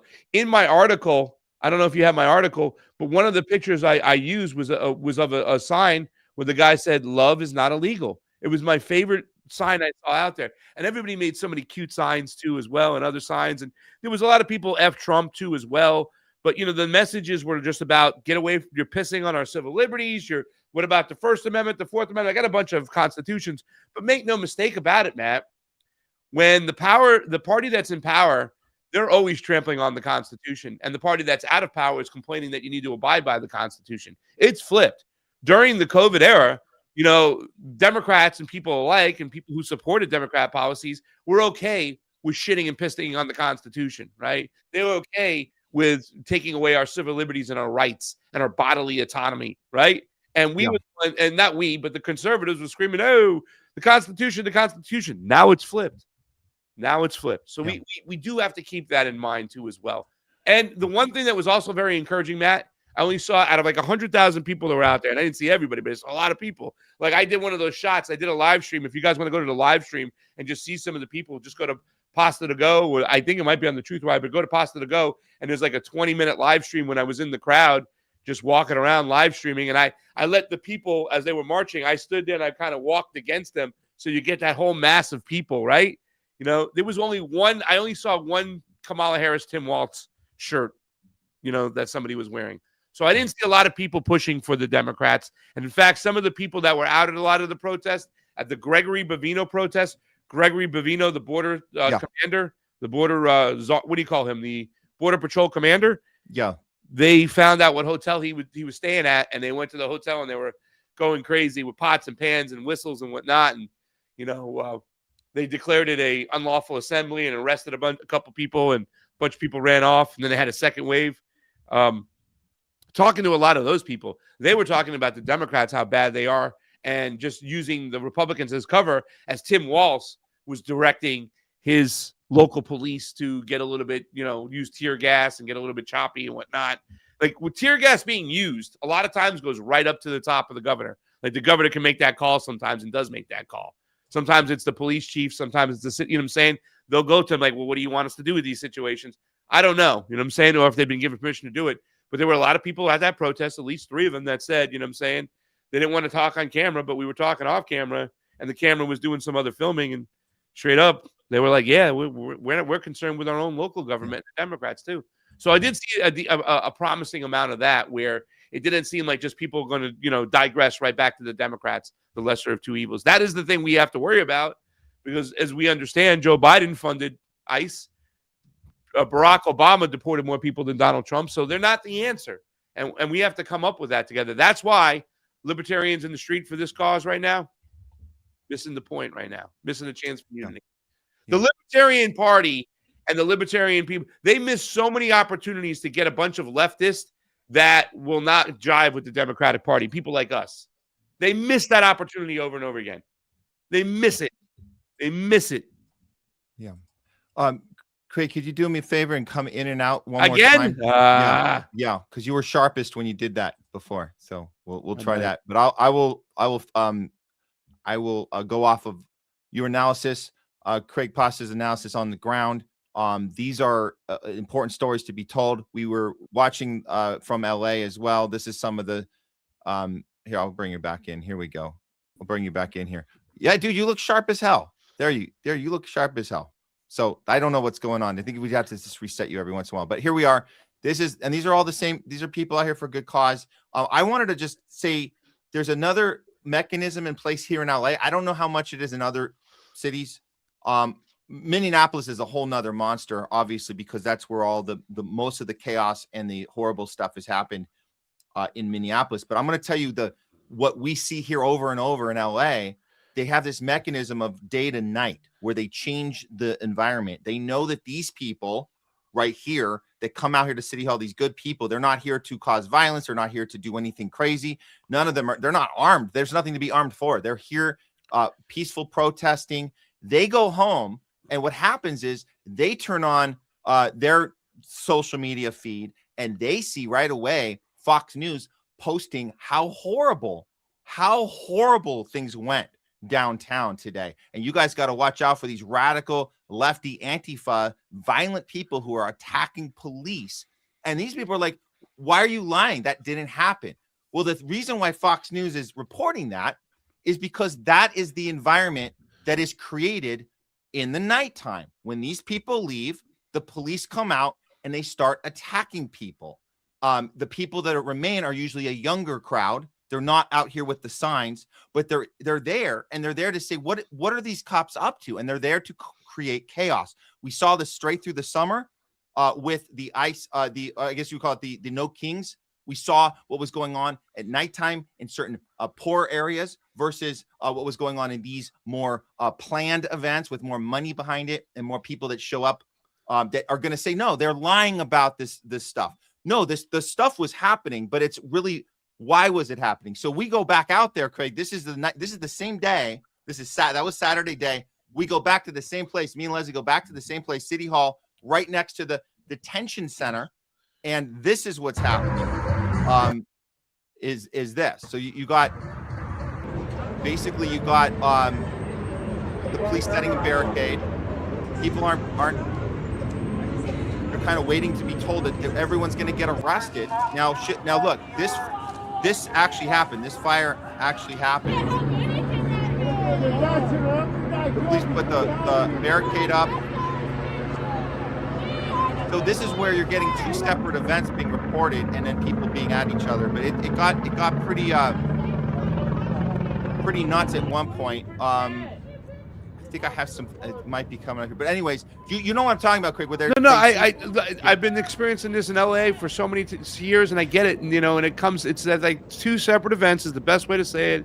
And I said this before too as well. And Ford Fisher once got in trouble because he said to somebody I know, no, the majority of those protests are not burning down the city, and they are abiding by what's going on. And I've been in that building down below where there's shining lights, and we've been, thousands of people down there, and that's obviously the county prison.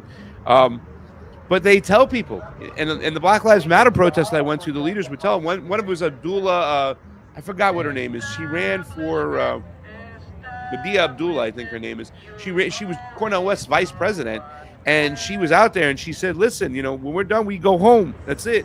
We're not out here to break windows and do that stuff. And there was a lot of people trying to break windows and do vandalism, and you had a lot of the protesters from Black Lives Matter stopping them. So when they say Black Lives Matter burnt down our city, they're wrong. They're talking about the second protest that happens after night where people are using this, and there's got to be a lot of feds. And I don't understand this much, Matt. If people are going to believe that there were a lot of feds in January 6th, why wouldn't they believe there were a lot of feds during Black Lives Matter protests causing problems? Oh, yeah. Well, how can you not? Yeah. How can you not believe that? It happens on their side. They don't see it that both sides can be captured and infiltrated. And absolutely, you can create the chaos from within. This is how bad it got on that last night here. Hold on, let's see, because we got again, we don't know how many people are paid agitators. And this, you want to talk about being paid? What is like? Okay, so yeah, we kind of got a little bit close to the action. This is where they say, "Let's move." Here we go. You have press credentials? Oh, I had my credentials on. Yeah. Good. Make sure you have them on. You should get like a press bat, a press helmet or something. Yeah. Leslie, you need to get that stuff. When I was in Portland, it was like we put press all over our helmets, stickers of press all on our helmets, and you know what I'm saying? You have to have that stuff there. They might not even accept it, let you get into certain areas if you don't have one of their press credentials, which is bullshit. But the Constitution doesn't state that you have to have those. You can be a citizen journalist. So, but yeah. This one got this fireworks. I don't know who's setting this stuff off. Who's bringing this? Who's bringing this? Right. We talk about the CIA putting bricks up. Bricks. So tell me who brought this, because Look at this. I turned the camera, like, oh shit, look at this. Watch this. Boom, right in my face, man. That's like fireworks. I don't know. Put that there. Fireworks. You know? Yeah. They're just creating this. And then there are some citizens. All right, so what I would believe is that, there are some feds there to do some bad things, but there's just citizens that are going to go over the top because they believe in a higher level of civil disobedience. But to tag that to a group like Black Lives Matter is just wrong. That's all I'm saying. Well, I'm going to get this to the police do start getting rough, and they start just randomly pushing at people. I got a couple of it on tape here. Let's see. You guys are seeing this exclusively. I haven't shared this part yet. Yeah. And even those people at night that can cause some chaos and stuff, they're still way more heavily undermanned and unarmed. The majority of the people, they're unarmed. They're just out there screaming and cursing and stuff. You'll have the people who will bring some stuff, but for the most part, even the night ones, these protests, most of your people are just heavily underarmed. Here we go. Watch this. Watch this. Less armed. Look at this kid in the white. Just boom. He's just standing there. Look at that. Just standing there. Boom.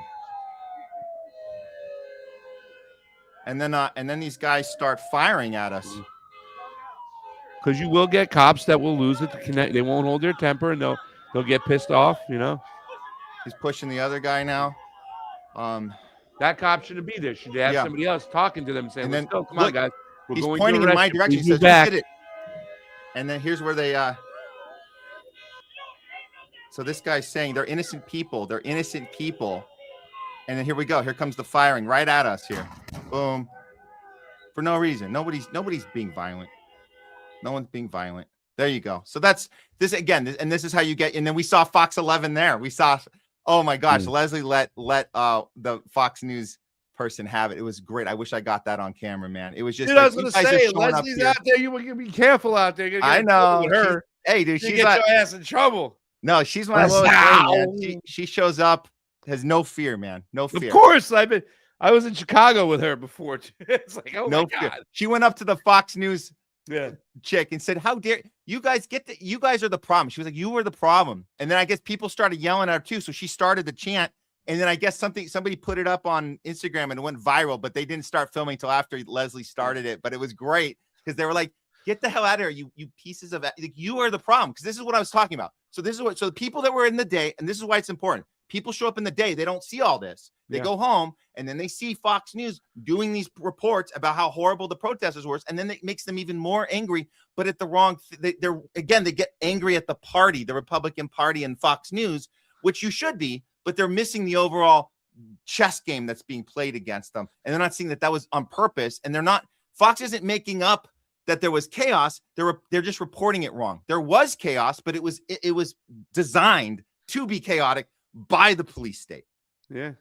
So, anyways, just wanted to get that one out there. But you guys, by the way, I'm so sorry. I was just thinking about Chicago again. I remember when I saw Leslie get up there and talk to somebody. You're a genocide sympathizer. She got like really close up there, and that person was like, and I'm like, damn, Matt. Now I know why you married her. You're like, that's a keeper, awesome. Baby. That's a keeper. I love it. That's a keeper right there. I love it. I gotta find me one of those. Yeah.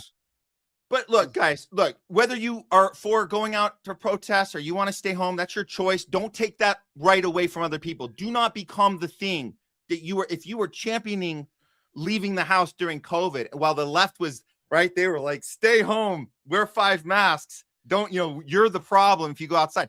Don't now do that. Please, God, don't be Megyn Kelly and say it's time to stay home, guys. Come on, you're the problem. If you go outside, don't film the cops. Don't do anything. Don't film the ICE. If you film them, look what happens when you film. I saw this one, and this is just so people see. If we don't protest, if we don't do something about this, this will become standard. This should never happen in our country. I think someone needs to call 911.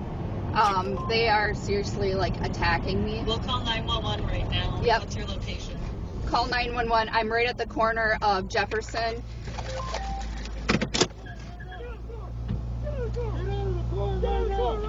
No, I will not. I will not get out of the car. No. I will not get out of the car. You guys, I need CEOs here Get now. out of the car. No, I Get out of will the- not get out of the car. You Get out of can't the do fucking this. car. Get your hands off of me. Get your fucking hands off me. Get your hands off me.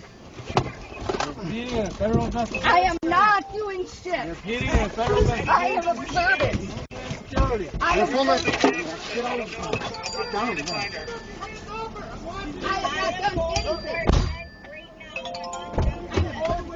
This is my constitutional right. We're calling 911 right now. I am not. You cannot arrest me. I'm observing. You can't arrest me. I'm observing. You cannot. I am not. We're taking a video too. Get off of me. Get off of me. I would have done them at a shot her. Get. Someone call the MP or someone call the police. Please. Somebody help me. Call the police. Call the police. So what has happened here? So just so you guys know the context, this was in Minnesota. This was in St. Peter, Minnesota on the 29th. So this woman was a U.S. citizen. She was filming, which I guess now it's illegal to film, right? From your own car. Can I provide some context to this, Matt? Yeah. Because and it's great you did this. And there's millions of videos on Instagram, TikTok showing this stuff all the time. The way they are breaking the law, not giving you your constitutional rights, unlawful search and seizures. They're all over the place. But what's going on is this one friggin', and it's so stupid. For many years, and they used to do this on Facebook, they used to do this on Slack, now they're doing it on Signal or other things, is that they felt a lot of the citizens go, well, we're going to follow ICE and we're going to identify who are. We look at them as an unlawful institution here. So we're going to follow them coming out of buildings. We're going to write down their license plate numbers. We're going to follow them. This is what, and we're going to observe everything they do. We can observe as citizens, and we're going to blow whistles. We're going to warn people that are there. You know what I'm saying? This guy, his name is, he's a local journalist. He's one of these team sports player, right-wing guys hanging out with this other girl, Natalie Winters, like these Nick Shirley types, right? That are just slanted. James O'Keefe, like terrible right-wing idiots, not doing real journalism, but just tribalism, right? What we don't get over here at the Homeless Left. We're non-tribal. They follow them. They do these things. They do it in LA. I saw somebody sent me something the other day. They're like, there's 8 ICE agents out in 3 different cars. These are the license plate. We saw them go over here. We go over there. That journalist, Cam Hageby, broke a story on Signal. And then Kash Patel repeats, oh, they might have First Amendment rights, but they might be going over the law because they're impeding federal agents, right? That is the argument right now. No. You are allowed to observe the police. End of story. So this argument is coming into play right now, and this isn't something you're going to tackle next because this is something the community and the activists do. They follow and track and identify the ICE agents. That's what all the whistles are that I got, whatnot. Everybody has a whistle. They blow a whistle when they saw an ICE agent. So this is what's coming to fruition right now. Renee Good was shot while she was doing this stuff. You know, somebody had told me who was part of that community off the camera that Renee Good was doing this when she got shot, observing, following. We're allowed to do that as citizens. We're allowed to observe the police. Now, there's that thin line there. Is it legal to copy, to follow them, to stalk them? That is what they're saying. So Kash Patel was saying that even though they had their First Amendment rights, there might be some legalities there in which they can look into and stop these people from doing this. And you know what I'm saying? It's this, everybody jumped all over it like this was big news. Oh my God, we're not, you know what I'm saying? No, we've been knowing this shit's been going on for quite some time. They were doing it in Facebook messages for one point, you know what I'm saying? This stuff's been going on for quite some time. That's what's going on. They're stopping them. Federal agents are getting pissed off. Federal agents are telling people, you can't film me. Don't film me. Like, no, I can fucking film you. Fuck you. And can we also point out they're in masks. They are not identifying themselves. Illegal. How the hell are we supposed to know they are federal agents? These look like totally terrorists. Anybody can grab a mask, get some equipment, get some weapons, and get in any unmarked car they want and do that to any innocent person. You think what we're supposed to do is listen to instructions? I mean, one of our viewers asked about, well, why didn't she should have just turned around and left? But the point is you get shell shocked. You're like, is this actually happening? It feels like you're being attacked by like criminals, obviously, because they're in masks. You can't see who the hell are they. And we should maybe just get quicker at our instinct to be like, if you see anything like that, just bolt the hell out, just get the hell out, because you would do that if it was a stranger in an alley, if it was like a gang coming at you. You'd be like, wait a minute, get the F out of here. So why we should do that if we're in our cars too. who should get the hell out because they're not identifying themselves, and that's not cool, man. That illegal. is not cool. It's illegal. Yeah. Can I play one more video? This is what happened in October. Now, the reason why I'm saying is like the ICE agents are telling people. I'm gonna replay this from the get-go. They're telling people that they can't film them. There was a memo that was leaked, Matt. We talked about this, that said they can go into people's houses with an administrative warrant, not a judicial warrant. That's highly illegal. This is a city council member in Chicago telling ICE agents that the person has constitutional rights and they need a judicial warrant. And she didn't touch them or nothing. She's a public place. She's allowed to do something, and they arrested her for impeding. Check this out.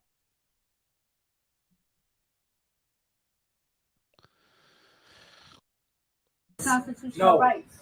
No. He has constitutional rights. Do you have a sign? No, you need to leave. For me. Turn around. Turn around and leave. He is under. I'm going to arrest you.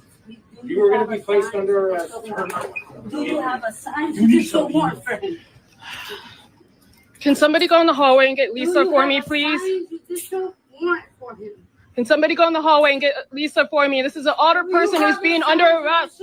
I need my other staffer who's in the hallway by registration to come here, please. You are hurting. I am asking. Can somebody get my staffer, please? This is a hospital. Do you have a signed judicial warrant for him? I am asking. I am asking. I did not touch you. I told you to leave. I did not touch you. Now you're under arrest for impeding. I did not touch you. I asked you if you had a signed judicial warrant for him. It is very simple. It is very simple. That man has constitutional rights.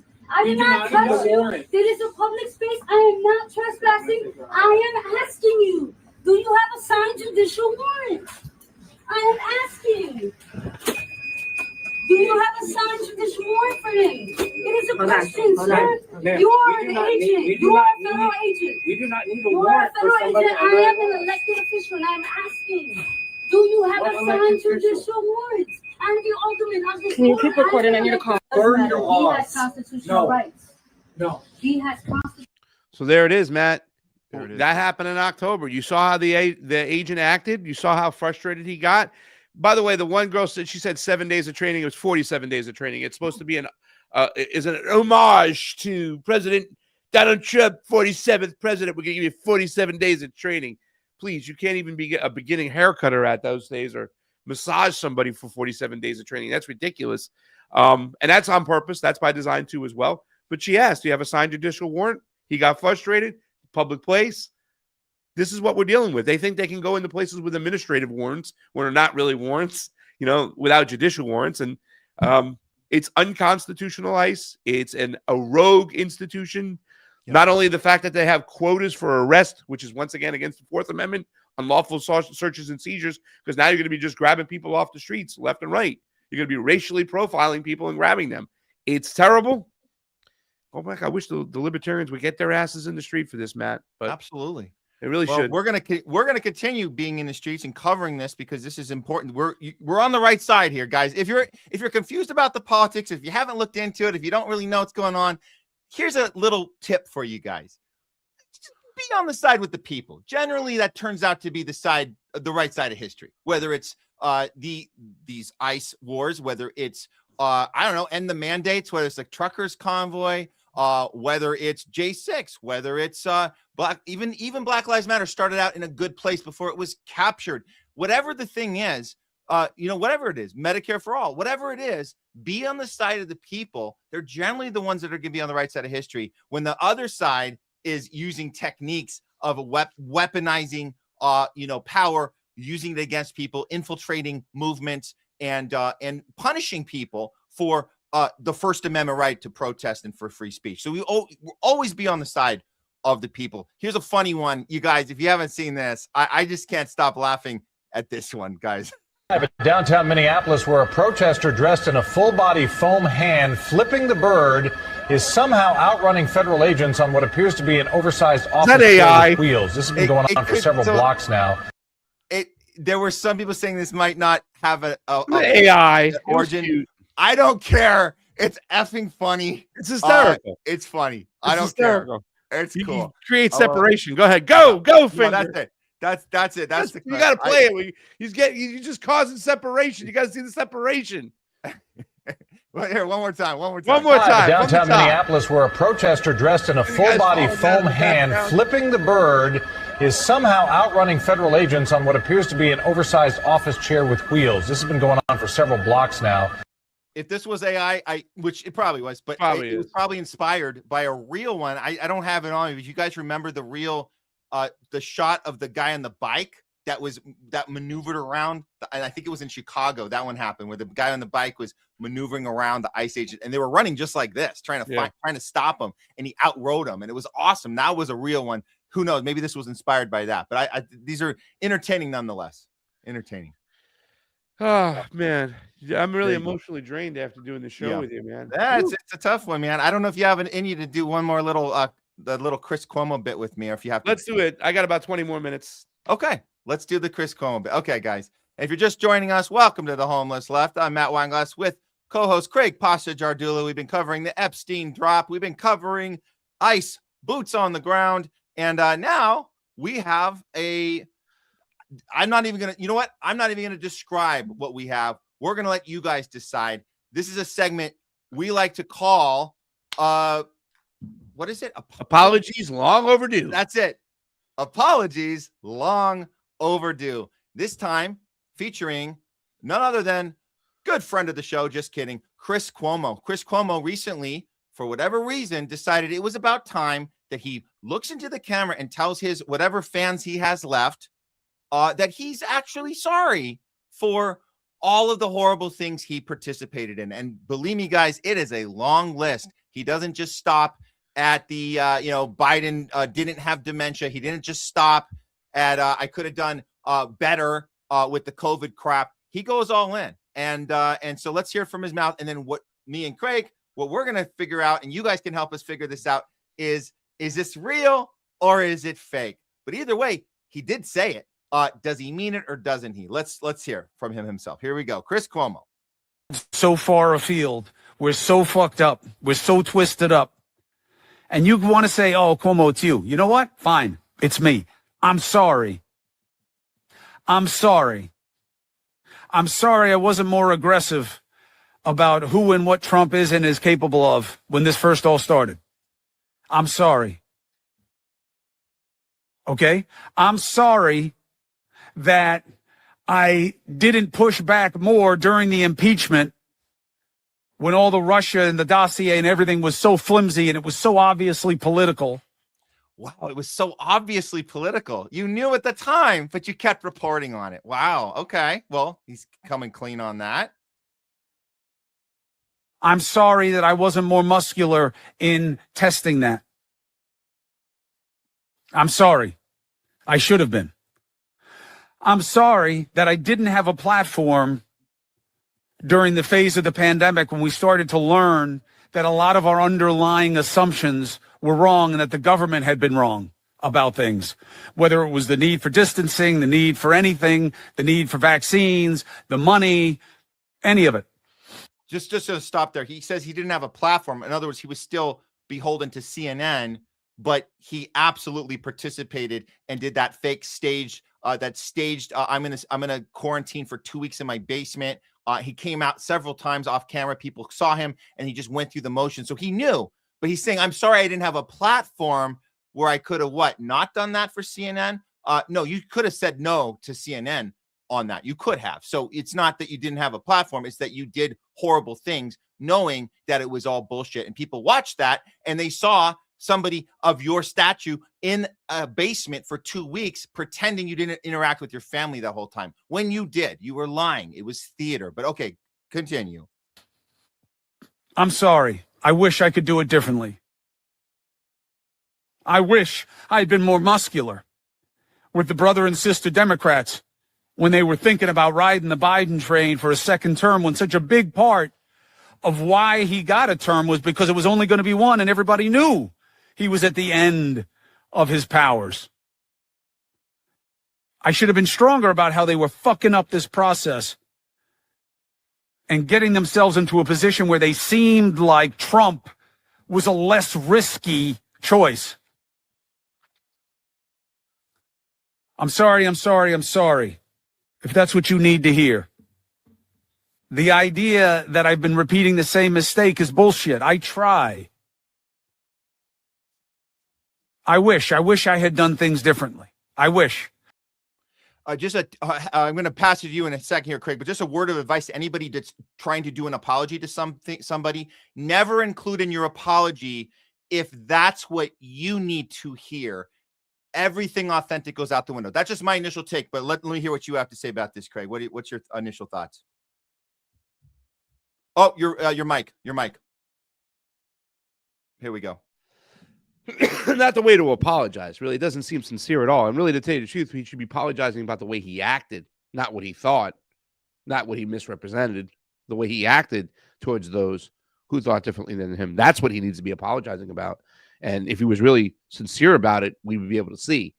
This is almost like, all right, I was wrong. Can we forget it already and move on? Right? You know what I'm saying? He really doesn't want to deal with the backlash in which he created himself for himself.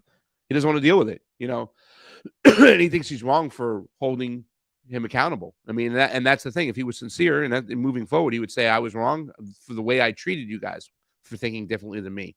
But I can tell you, I'm not going to do that again moving forward.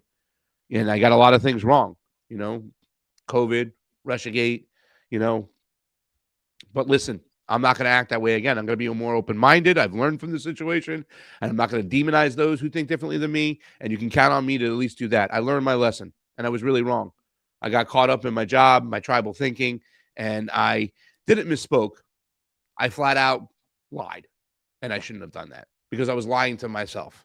I was taking confirmation bias and repeating it, and now I'm not going to do that. Now I'm ready to play ball, and let's go. Yeah. You know? Yeah.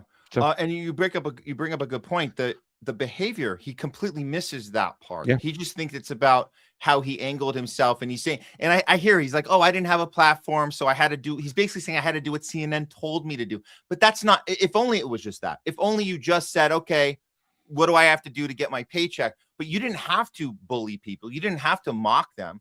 You didn't have to have this attitude, this know-it-all attitude every time, not just for COVID, but for all these things he brought up. Whether it was Russiagate, whether it was Biden's dementia, he was one of all of them. They all said, how dare you challenge this guy, this noble person.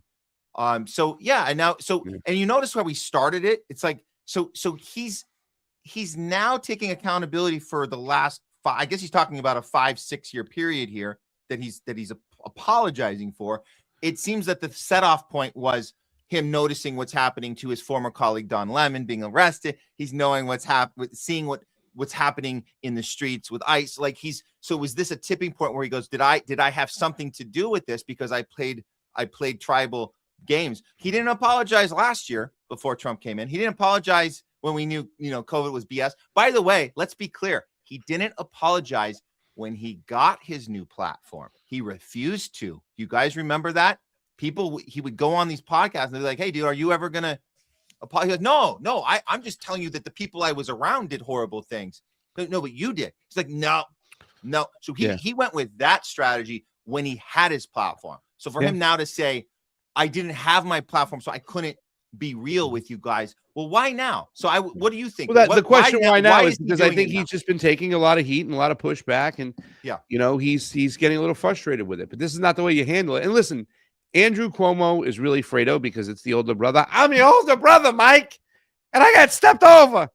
He's the older brother. Technically, Chris should be, Michael Corleone, the youngest brother. But that's beside the point. He's frustrated with the pressure he's receiving, whatnot, and he wants it to go away. And he's not really doing this the right way. You know what I'm saying? Like I said, being more sincere about the way you acted. And here's the thing. I still think that Chris Cuomo is in a position where he's provided himself enough space to go do some good work for a lot of this stuff to be forgotten. Like he's kind of, he can put himself in that position. And I think he is a guy who's also caught himself realizing either he realized or he's frustrated with the fact that he got pushed in such this is like a establishment mentality and he wants to be an outsider of sorts. That's why he showed up on Patrick Bet David and all these other shows.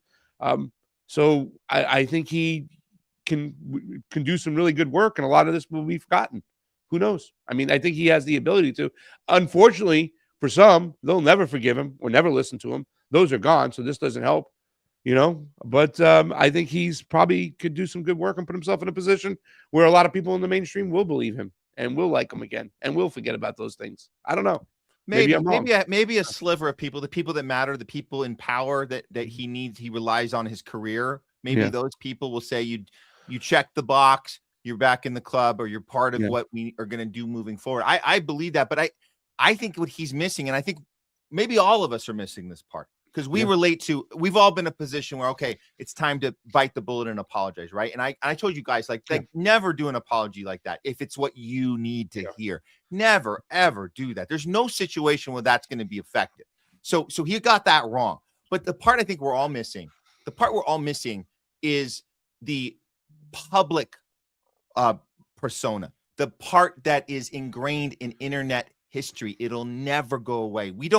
I don't think we fully understand that. Like, we come from personal, like if you had a fallout with a friend, and it's like there's no public record of it. You can go into it honestly and say, hey, that thing that happened that split up our friendship, I'm sorry, and it's a thing we remember, but you can't find it on Twitter. You know what I mean? So this stuff is actually not going away. He will always have that clip with Don Lemon of the two of them mocking the unvaccinated. That will always exist. I don't know if he fully understands that, Craig. I don't think that's no, he doesn't understand that, Matt, because he's trying to talk about as we got more information. He's still not even really apologizing for that attitude. He was just like, oh, we got information and I didn't have a platform to go come correct on it. I was misled. That doesn't make a difference if you were misled. It's not. It's the way you talk to people. It's not what you were talking about. It's how you talked about it. And the biggest and best quality you can have as a journalist or a political commentator is being genuine, because people are going to trust you. It's not the connections you have. It's not the stories you talk about. It's being genuine, where people can say, okay, I trust that guy. I believe he's genuine. This is disingenuous what he's doing. So this is not going to help him. This is not a way to apologize. 100%. This is an example of what not to do, Matt. There it is. So, all right, let's get our hands out, our thumbs, the gladiator style. Okay. Chris Cuomo's apology, real or fake? Here we go. The jury has agreed. Fake. But nice try, though. Nice try. He's been crafty enough. He's smart enough. He's done some stuff too as well. I mean, at the DNC convention, when he was talking on News Nation, he was talking about how all the donors are up there and that they're the ones controlling the party. You know what I'm saying? Like I said, he could probably do some good work, but he's going to have to show some genuineness out along the way. You know, I wish he would have talked to somebody before he put that out there, because that does not look good at all. Joe, you got to get an acting coach. You could have paid him $100 for the hour, and you could have been solid. Just believe, right? You got to go. The actor has to go for belief, right? So, and I shouldn't say I wish he wouldn't have said that. I'm just saying that he said that stuff. I guess he's showing his true colors, so maybe it is good that he said that, but not a way to apologize. Double thumbs down. Well, we can say we'll never get anything even close to that from I don't know, Rachel Maddow. So I guess it's better than that. But come on, guys, like. Yeah, dude, you're on the internet is forever. The internet is forever. So there you go. I shared in my in the Rumble chat my article, guys. If you can go to it and check it out, it was a fun article because it was really heartwarming. And at the end of the day, it's on there. Yeah, John Lennon. All you need is love, right? That's the main thing. It's all about love, and that's the message. And even though I wouldn't agree with a lot of those people on a lot of issues in the streets, I think they're on the right side of history on this one. Yeah. Sorry. 100%. The woke crowd has gotten you, you got by the woke crowd twice now. Gaza and this. I wish they would be in the streets for the Russia-Ukraine war, saying end the war. That sucks that they're not there, but. Oh, can I say, oh my God. I had to say, when Leslie and I were out at the daytime event and we're going around and, talking to people. Oh my God. There was a woman that came up and said, hey guys, listen, if you get a chance, can you come over to our booth? And we're like, yeah, what's going on? She's like, we're raising money for Ukraine. And we're like, oh, really? Oh, yeah, that's nice. So that they ran out of the billions and that Zelensky and all the other. Okay, you want hardworking you'll see people. those groups out there. You know what I'm saying? It's a Democratic Party position. Yeah, It's she a meant well, pro-war but position. yeah, yeah, Terrible. Ice out, but go NATO, right? Yeah, yeah. Right. Surveillance state Okay. gone, but okay. Yeah, right. Okay. Craig, thanks for great show today. I know he had some some good it's good TV, Matt. It's good TV. I love it. And I don't hold anything against it. Like I said, I don't think that your positions are necessarily wrong. I just don't we don't know. But I think we're looking at things in the right way. And like we said, the marketing does make a difference. AIPAC should be withdrawn. We should stop sending weapons immediately to Israel. You know what I'm saying?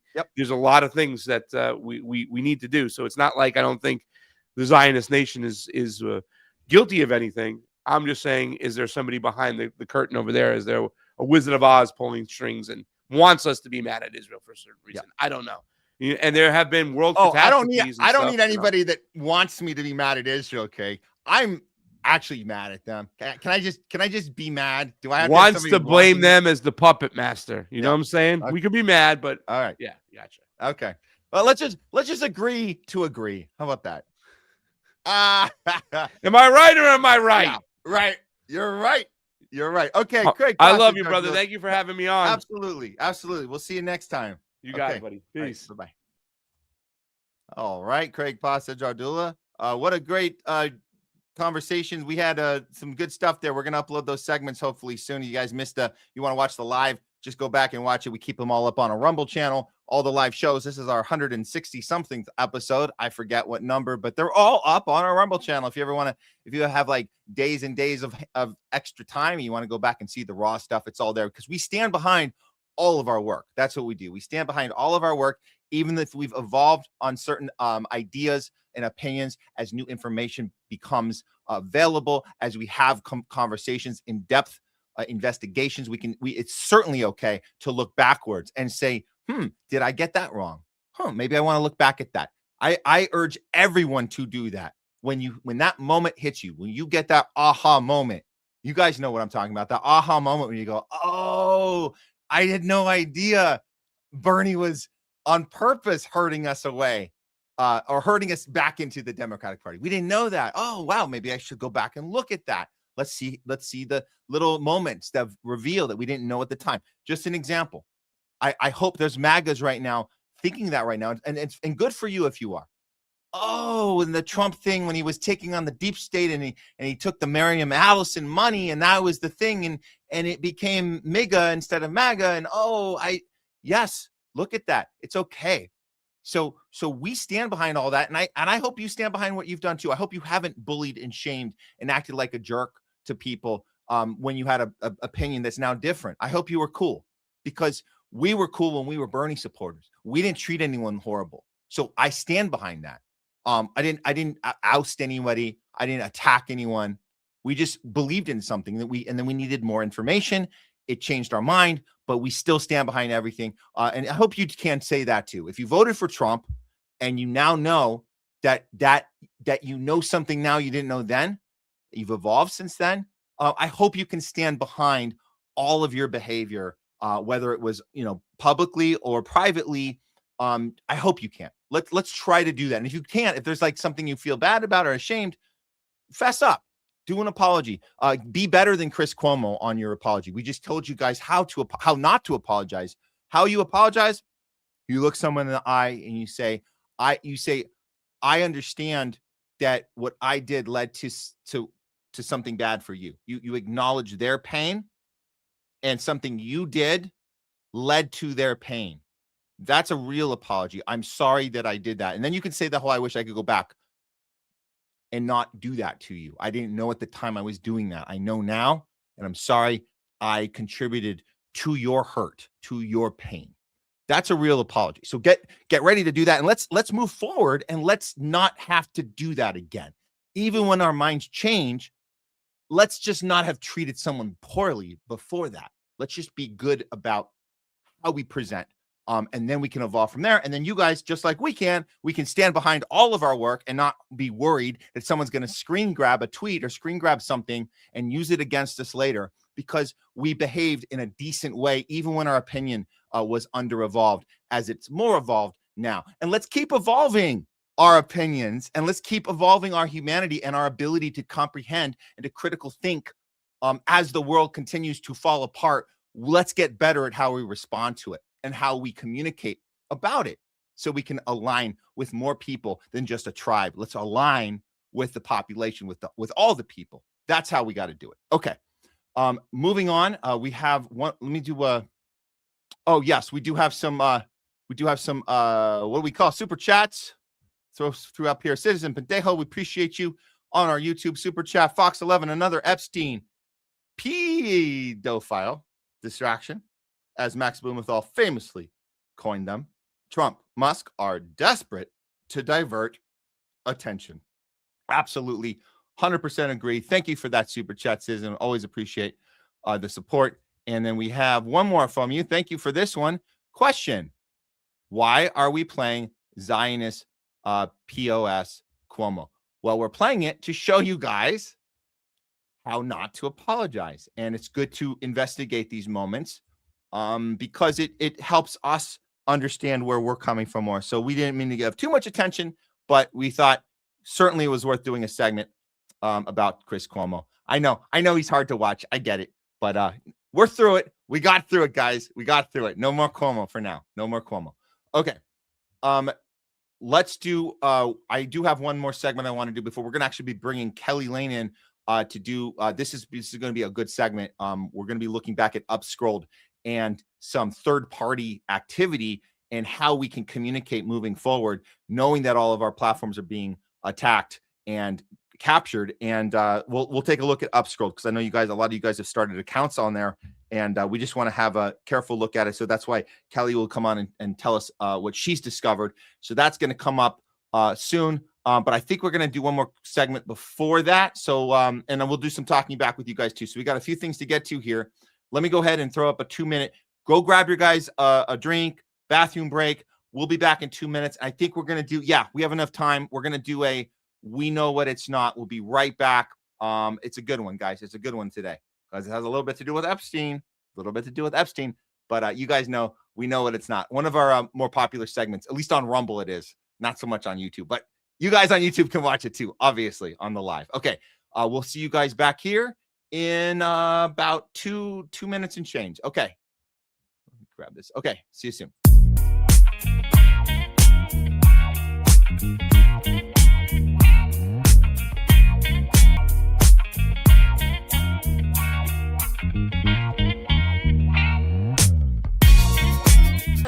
Stops with every vaccinated person. But this is a pandemic of the unvaccinated. The conspiracy theory about this related to vaccine, you're right. We have to really move at the speed of science. Doctors are baffled. They're looking into it. They don't know what's going on. They have no idea what's happening. But while we're waiting patiently for them to come back and tell us why all these people are just died suddenly, just dropping dead, heart attacks, young people with neurological problems, cardiovascular issues out of nowhere, healthy young athletes. Why is this happening? We don't know. So we just have to wait patiently while the doctors figure it out. But while we're waiting, we can know, rest assured, they let us know this 100% with 100% certainty. We know what it's not. This week, we have to relook at Bill Gates because of the Epstein file drop. Certain things that we already knew have now been 100% proven correct. So this isn't a we told you so moment, because you guys know, if you've been watching our show, you know that we've been covering Bill Gates and his pandemic preparation that he has done leading up to COVID. We know about Event 201. We've had Dr. David Martin on to discuss the elements and intricacies, all the people playing roles in that event to prepare the world for what we call the pandemic. So we've covered all that. We know about his investment in mRNA technology, which he did in 2019. He turned $500 million in 3 years when he sold his shares. And all of a sudden in 2022, 3 years later, all of a sudden he could critique COVID and say, maybe we got it wrong. Maybe this thing wasn't a global killer. Maybe it only targeted certain individuals that had pre-existing conditions and were the elderly and were obese. Maybe we should have focused on them and not done a one-size-fits-all. And maybe the thing we gave everyone, the mRNA, maybe it wasn't as effective as we had hoped. So he said all those things, but 3 years later. So what do we know about the Bill and Melinda Gates Foundation and the investment in the technology to create this? Well, some more stuff came out in the files, and I just think, again, this is stuff we kind of already knew, but now there's an actual timestamp on it. This is from Adam. Hey, so Jeffrey Epstein, and so this is the part I think we have to say we weren't fully aware of Jeffrey Epstein's involvement in what Bill Gates was up to. We didn't fully understand that connection, but apparently now we know Jeffrey Epstein, Bill Gates, and another person who's been redacted started preparing for the pandemic as early as 2015. In 2019, just 1 year before COVID, the Bill and Melinda Gates Foundation invested in BioNTech, an investment that skyrocketed as it sold the COVID vaccine. Okay, well, Israel, now here's where it gets really, just be careful with this part, guys. Israel was one of the few countries where fertility didn't drop, right? And Netanyahu actually keeps a COVID syringe in a trophy case in his office.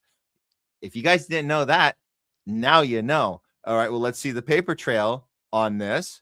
Well, let's see. This is from the files. This is where BioNTech issued over 5 million shares in January 2019.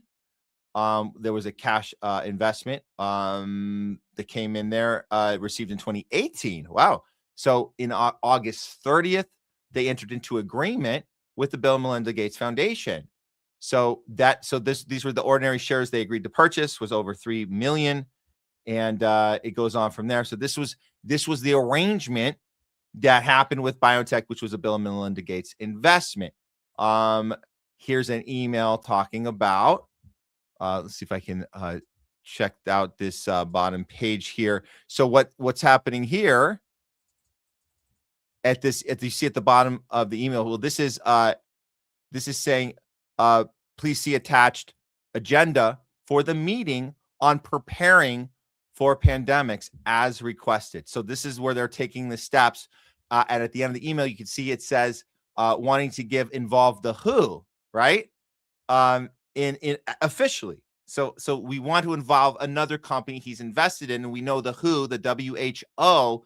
Bill Gates is the single largest individual donor to the WHO than any other person. So he already had that. So he's aligning his investments in pandemic preparedness, where then he can control the narrative and control the cash flow and control the vaccines that he's going to get out to people well before COVID came out. So this is it's called pre-production, and he was right up on top of that. And here's a little clip somebody put up with the actual breakdown on the side, and then you can see Bill Gates and all his little camera moments that he had that we all had to be subjugated to during the lockdown and the rollout of the vaccine. Now here we are.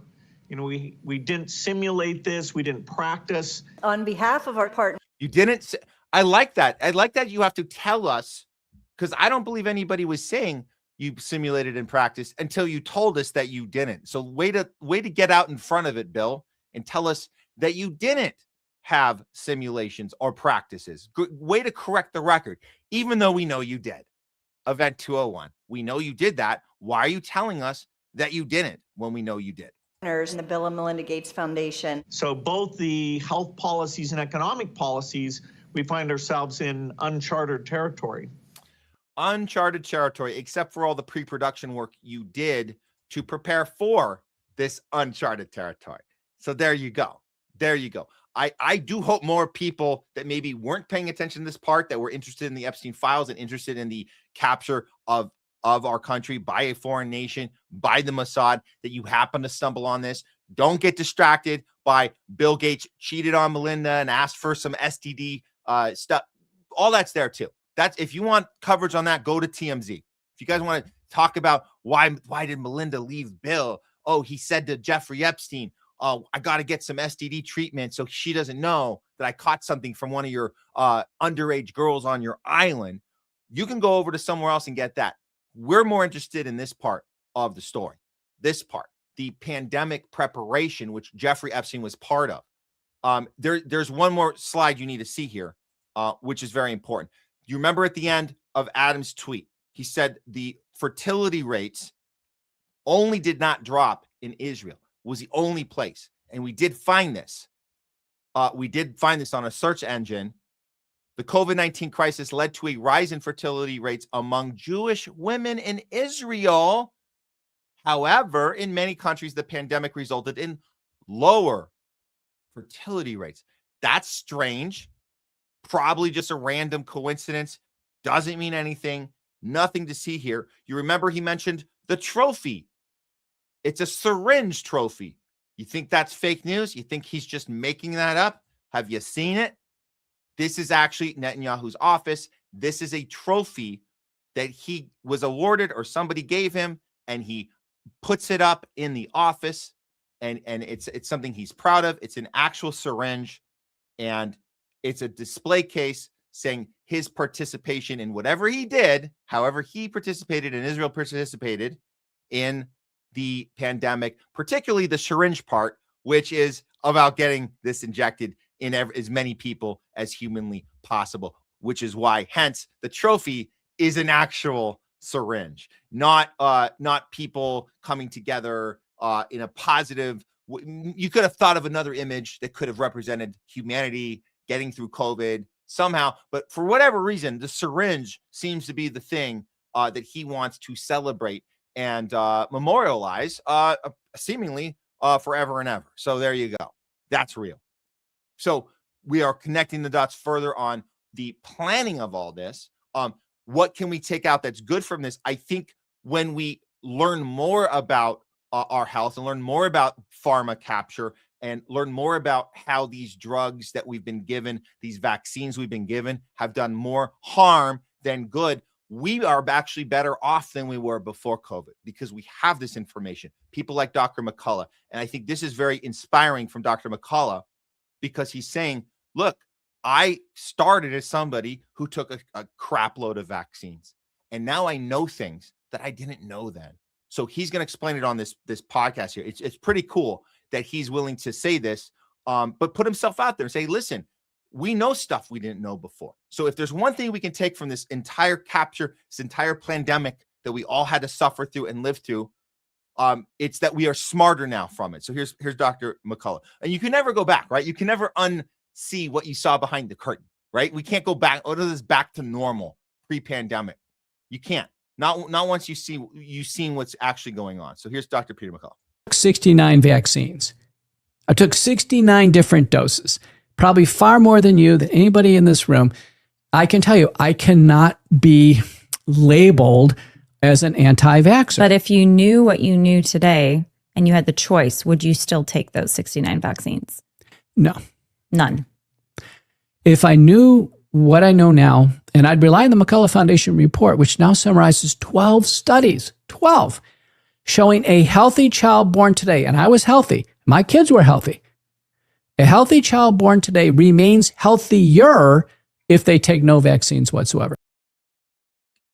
Now, that is something we got from this experience, didn't we? We didn't know, right? We didn't know this. There were 72 on the calendar. And I look back, I go, wait a minute. When we were younger, it was 7. And they kept adding and adding and adding. Why? We didn't think about before 2019, 2020. We didn't think about it. Well, now we can't unlearn it. So if anything, we can take this new knowledge and take that skepticism and learn more about organic ways to help our own health.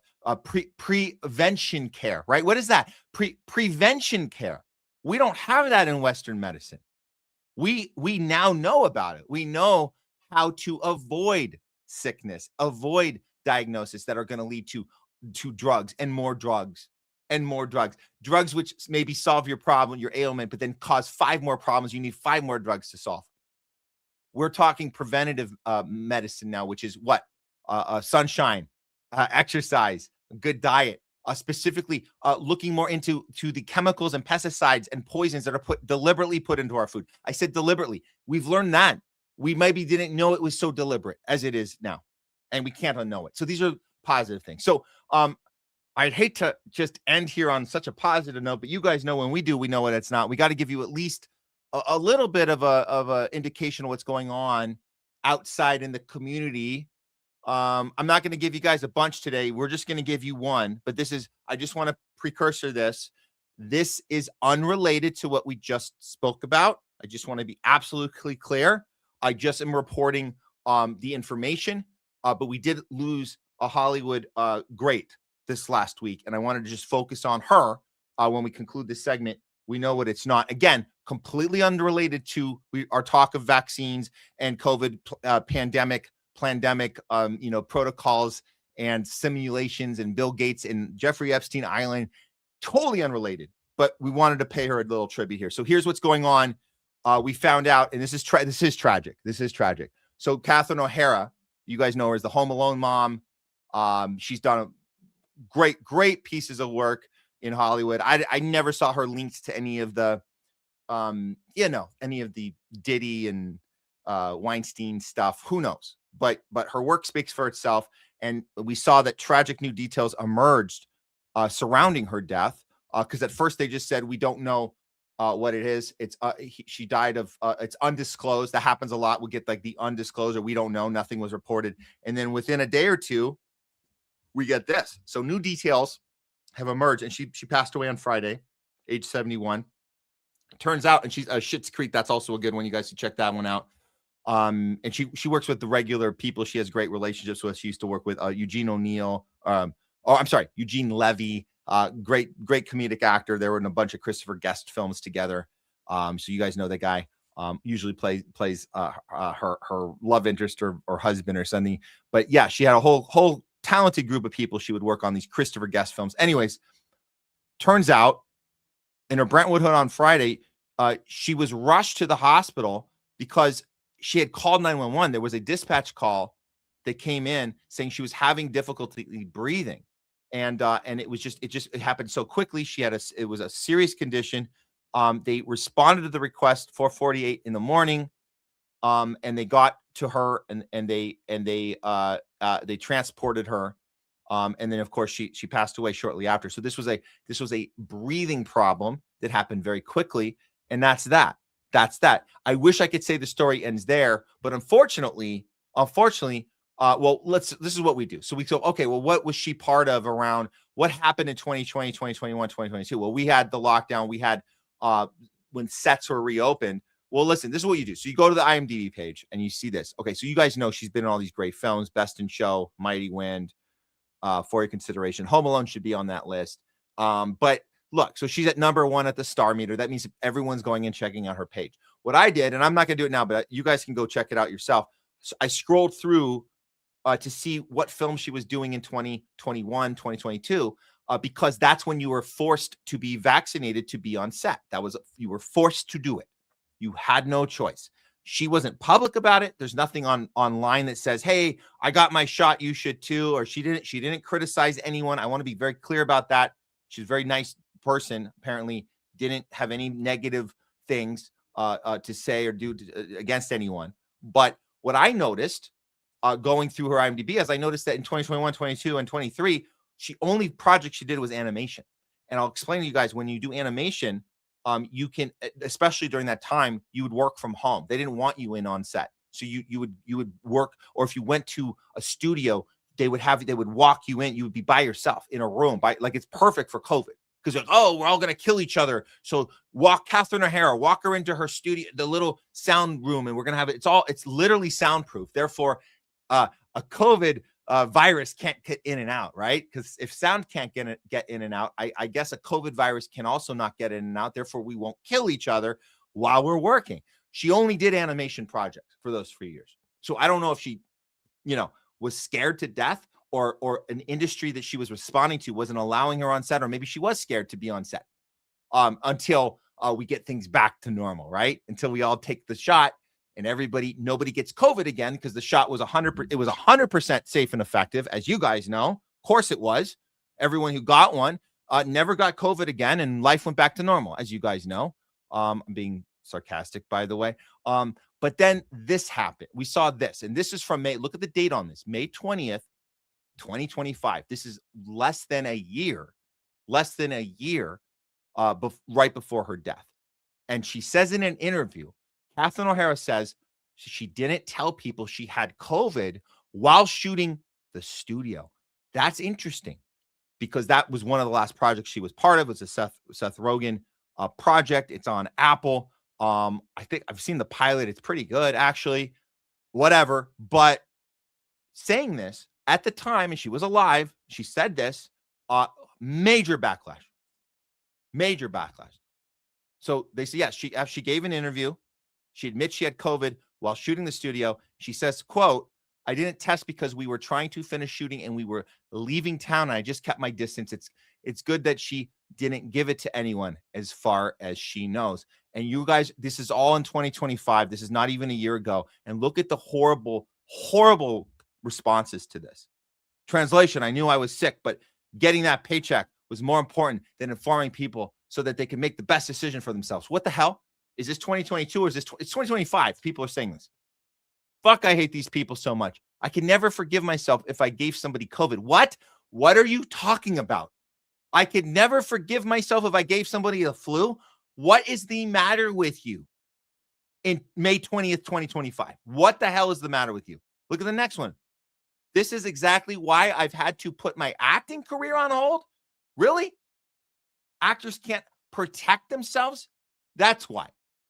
You had to put your acting career on because people like Catherine O'Hara, horrible people that wouldn't tell you their medical history, right? That she wouldn't tell you if she had any. I mean, we should just tell each other everything, right? STDs, the whole works.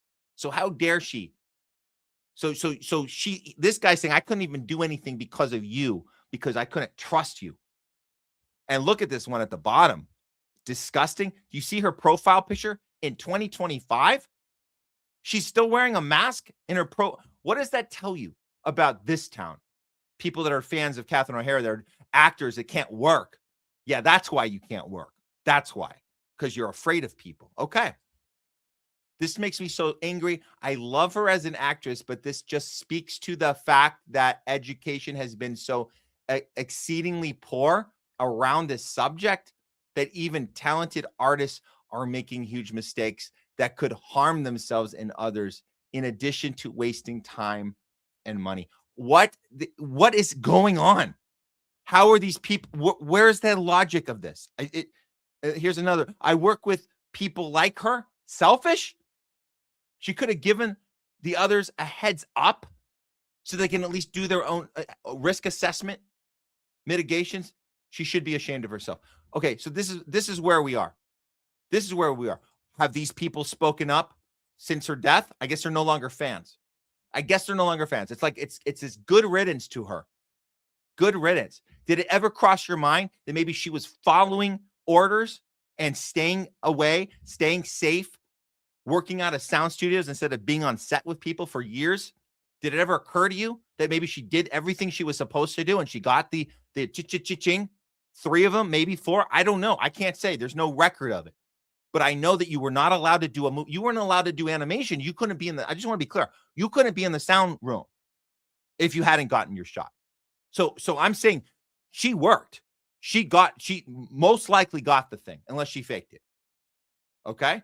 And so to blame somebody who tried to follow the rules and now ends up in an incident where she stops breathing and she dies suddenly. And we're going to blame her for maybe giving people COVID, where we were told that you can't get the thing if you get the thing. And there's still people in 2025 shaming her for that. Are these people shaming her now? I hope not. I haven't seen any too much of that today. I think a lot of people are saying we respect her body of work. There's a lot of sadness there. But if you were an asshole who put anything out about her, not telling her medical history to her fellow actors, and you're doing that in 2025 or 2026, you are, congratulations, you have been captured, and that's the tragedy. that you would respond this way. So anyways, that's been this week's we know what it's not. And we know, that we can't tell you. We're not professionals here. We just got to wait for the doctors to get back with their verdict. But believe me, they're baffled. We're all baffled. We have no idea what's going on. But there's one thing we know for sure. That is, we know what it's not. Okay, let's see here, guys. Before we bring Kelly Lane in, we're going to do this because I know I haven't engaged with you guys here. Let's see. Let's do this. We had a couple. Oh, yes, we did have a raid. We did have a Rumble raid. Oh, this is a cool looking channel. We appreciate it. I think we've had this one before. Levon. It's not coming up on stream. I see it on the other screen, but I appreciate you guys. If you guys came in here, it's Levon Gadada's opinion. I'm sorry I'm pronouncing it wrong. I appreciate you guys coming in. It's not coming up on our stream here, so I can't put it up on the screen, but I appreciate that. And I see our mod Bonzo Beans here. Thank you for always checking in with us here. We really appreciate it. And the rest of you guys, we have some great comments from you about the show. You know what we'll do? Because I haven't heard from, I think Kelly was supposed to be in now. Okay. Yes. Okay. So here's what we'll do.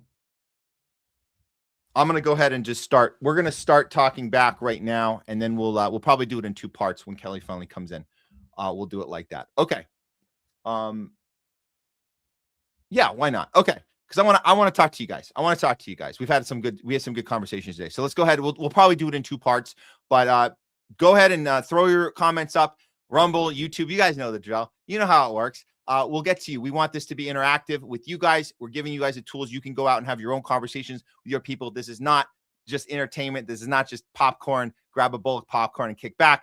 You're part of what we're doing here on the Homeless Left. So let's go ahead and do some talking back right now.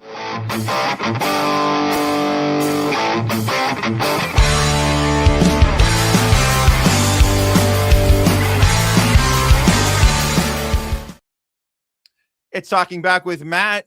This week, what we're calling this episode, you guys know we're calling this not the Epstein Files, we're calling it the Mossad Files. So we've been having a deep dive. We've had Craig Pasta Jardula on. We had a little bit of a debate, friendly debate about what to look at, what not to look at. Clearly, there's a lot of confusing things happening. What happens when you get 3 million files thrown at you all at once? And then it's apparently half of them got taken away almost immediately. So we were happy to be in a space with other people. We're happy that other people doing the work. We don't have to do this on our own. So that's what the good news is, guys. The good news is that we do this together. So we know we want to hear what you guys have to say about that. So it was the Epstein Files. We also got into the ICE protests going on, the ICE out protests, coverage on the ground in LA here, coverage on the ground in Minneapolis where Craig Pasta was at. And then we also talked about what Chris Cuomo's little apology. He did a little apology. That was a fun breakdown. We've also done some Bill Gates inspection, and we know what it's not. We have a lot more show coming up after this. But for now, let's see what you guys had to say. And I do know we had some good Rumble. We had a Rumble raid, which was awesome. Welcome, guys. And then we had a couple. I'll throw these up again because these are some super chats from Citizen. We love you, Citizen. Thanks for this. Fox 11, another Epstein pedo F distraction, as Max Blumenthal famously coined them. Trump and Musk are desperate to divert attention. 100%. And those are what Craig was talking about is those stories, which I was trying to connect the dots on. The fact that Elon is out there, he's just kind of like flustered and, I've been trying to get these out. We're talking about the wrong stuff. This is what the stuff The Guardian is reporting. Oh, Elon's in it more than he was. And then you have Trump and all these allegations. A lot of outlets are talking about those allegations. They're not talking about the capture of our government by Israel. They're not talking about Jared Kushner being the primary foreign affairs decider directly from the Mossad. That's what we should be talking about. And we are. And that's why we're doing it. And why our entire system is corrupted Our entire Congress is corrupted. And you have more Israel flags than you could imagine. And any other country's flag being up on every single office would be a big, big, big red flag. So why is this not a big red flag for a lot of people? We know why. And then it's also from Citizen. Thank you for this. Why are we playing Zionist POS Cuomo? And the reason we play Cuomo is because we want to show you guys what an apology should not look like. So that's what that's about.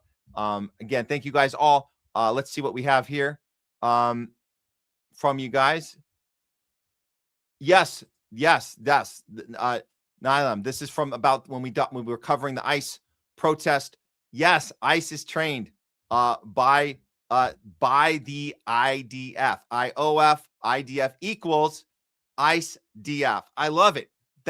Yes, ICE DF. Isn't it interesting? ICE, you just change one little letter.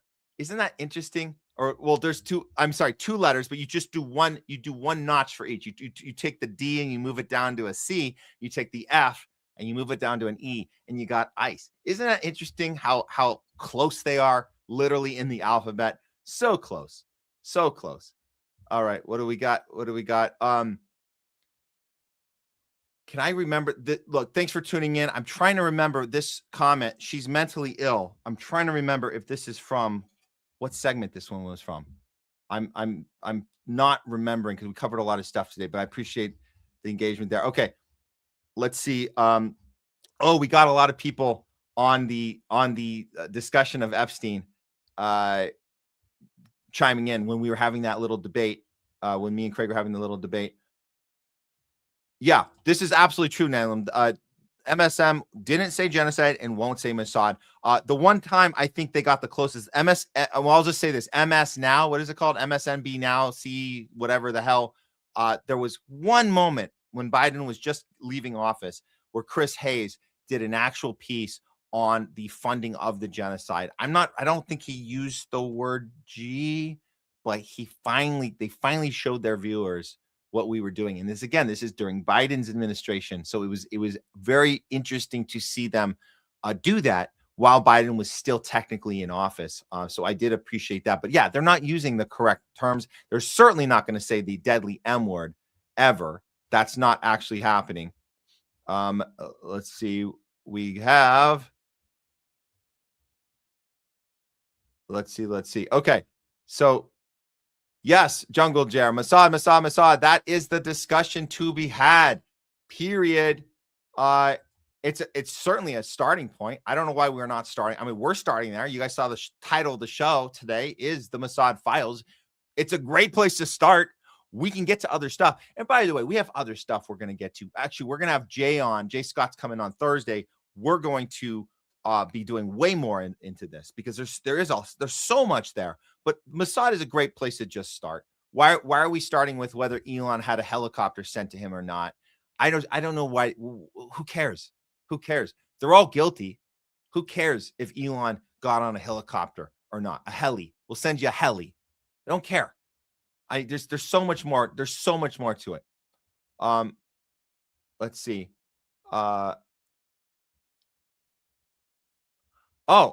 Thank you, Jungle Jer. Matt didn't go off a bit. He went to the bullseye. But yeah, Craig, let's get back to the confusion part. Well, the confusion part is part of it. I think he's right about that. That's the point. So we have to do better than just say, hey, it's confusing. Our job is to get ahead of it. That's what I was explaining. We have to step in front and we have to do the work. That's what we do. And we learned that with Charlie Kirk. We learned that right away when he was killed. I said, we have an obligation to you guys. We have to start looking at timestamps. We have to start looking at shit that was wiped away from the internet. We have to start looking at conversations that we're having that maybe we missed at the time. We want to piece this thing together. And now we have all these files. We have an obligation to go through them the best we can.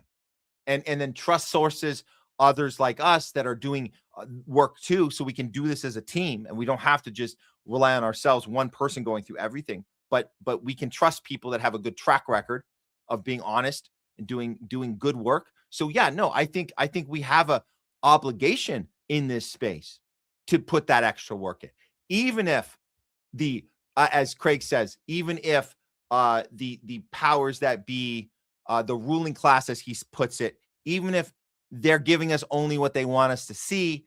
Their job is to create confusion. So be it. Great. Confuse away. But guess what? We're getting out ahead of it. That's what our job is. That's what our job is. We're getting out ahead of it. So I appreciate you guys here on this. Hey, Sean on Facebook. We haven't got too many people on Facebook. I see you put a link there. We'll go check it out. If you guys want to go check that out on Facebook, if you go to the Homeless Left Facebook page, I think I'm sharing it there with Matt Weinglass page, and it's going live right now. So you guys can check out. I'm sure that's a good link. I appreciate you, Sean. I know you've shared some really good things in the past. So we'll take a look at them. Okay.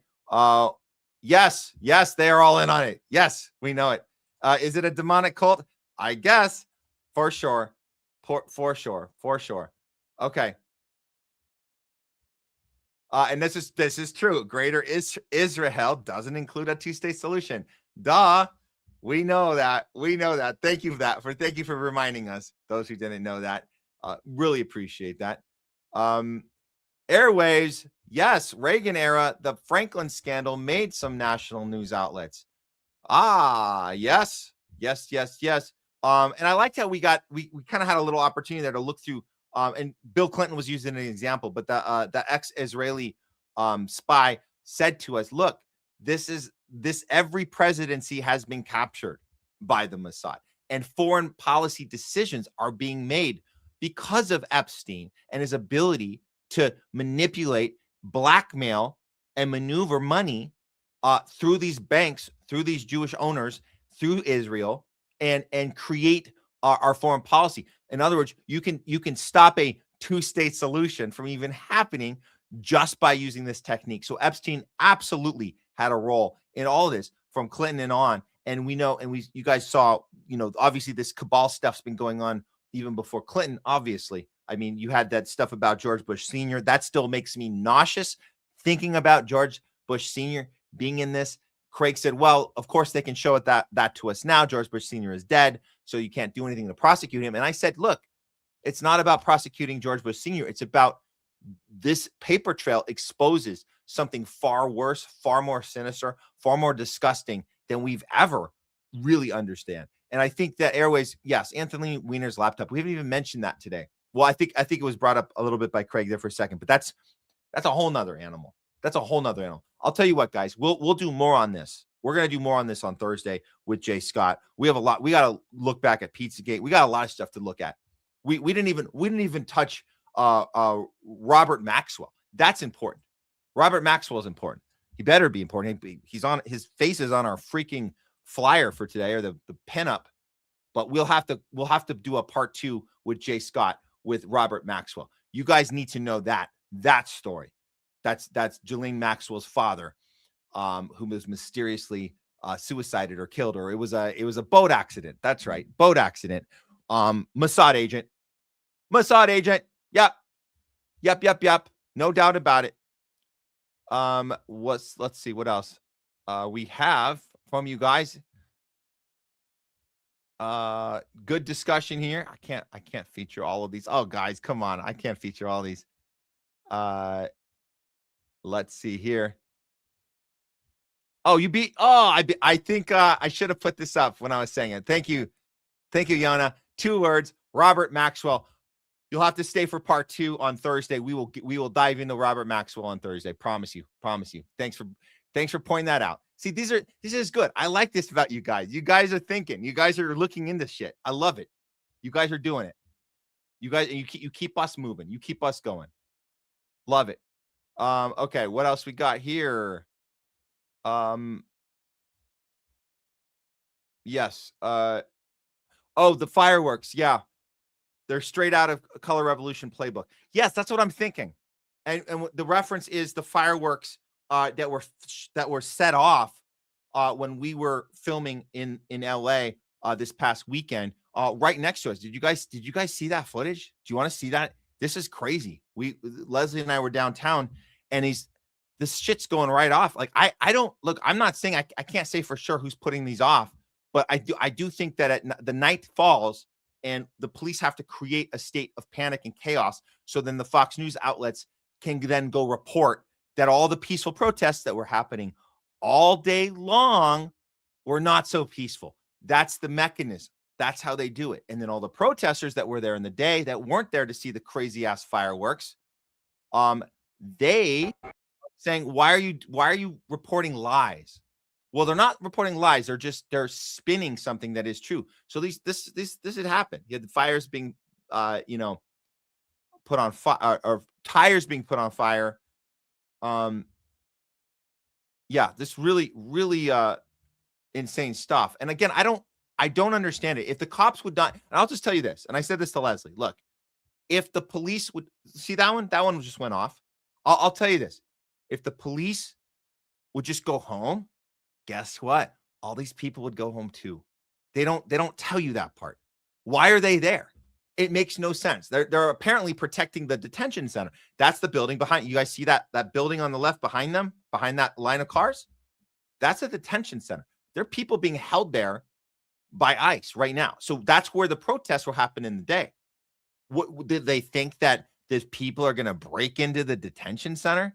I don't think so. They started a fire on the previous night. I don't know who started that fire, but okay, now look at this. This there, boom, right in my face. I was look, and it hit a car there too. I don't know who did it, but I do like this comment that using fireworks like that is straight out of a Color Revolution playbook. Yeah, for sure. For sure. So we don't know. We don't know. But yeah, that's on purpose. That's to create the chaos by any means. But yeah, if they would just go home, if the cops would just go home, the people would go home too. The people are out there saying, what are you guys doing? That's what's happening. And they're standing there. They're like, what the F? Are you guys going to come charging us? You're going to start shooting at us? That's what it looks like to me. And we see this over and over. This wasn't just one night. This was all through the summer. But I figured I'd just film some of it for you guys. But yeah, that's what happened. Let's see. A couple more.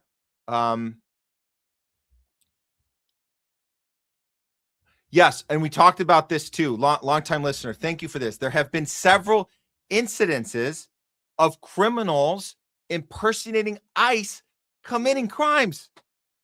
What do we say about that? What do we do about that? How can we protect ourselves if anybody can put on a mask, grab a gun, grab an unmarked vehicle, take the license plate off or whatever you do, load it up with your buddies, and drive around terrorizing people? Why can't you do that? Who's going to stop them? If we're instructed to follow instructions, follow orders, if they pull up in front of you, guys saw what they did to that lady. Actually, F it. We'll see it again. We'll see it again. This is what they did to that lady. This was in Minnesota. This was just a few days ago. I'll put it on in the back while we talk. But if you guys missed this from earlier, I mean, this is extreme.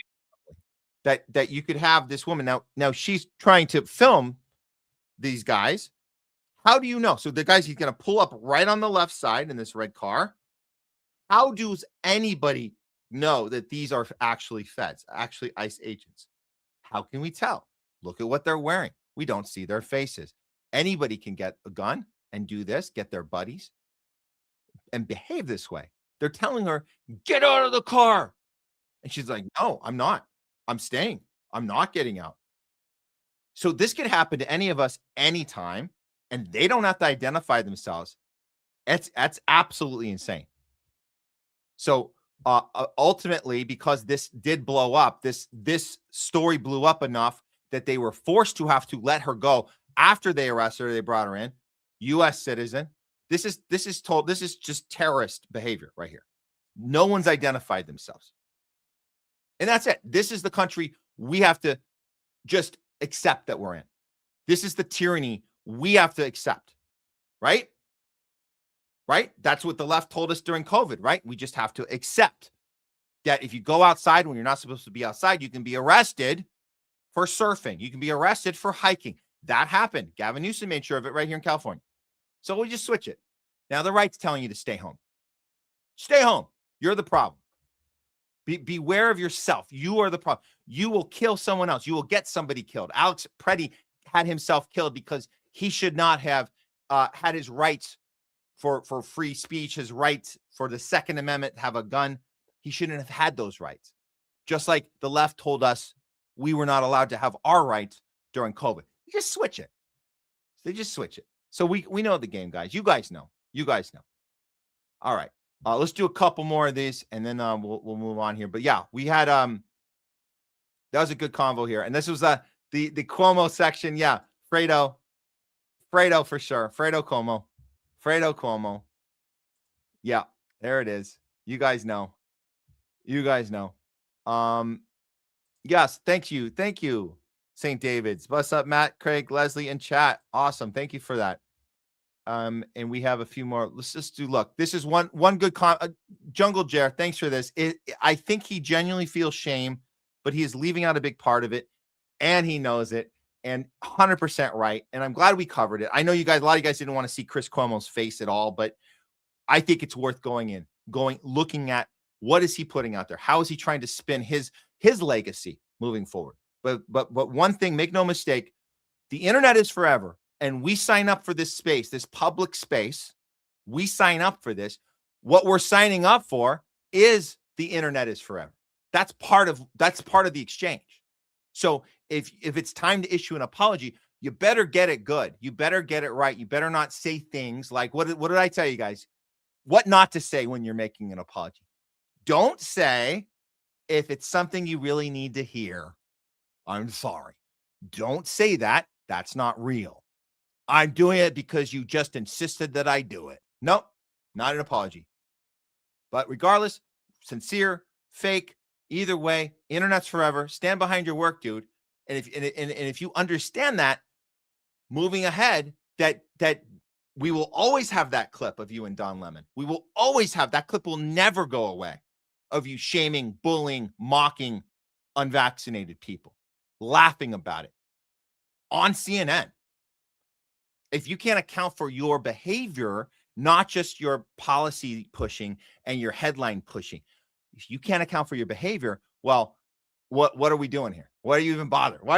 So we know the game. But you guys keep that in mind. Internet age, you go public figure, internet's forever. That's how it works. Okay, we'll do one more and we'll move on here. Okay.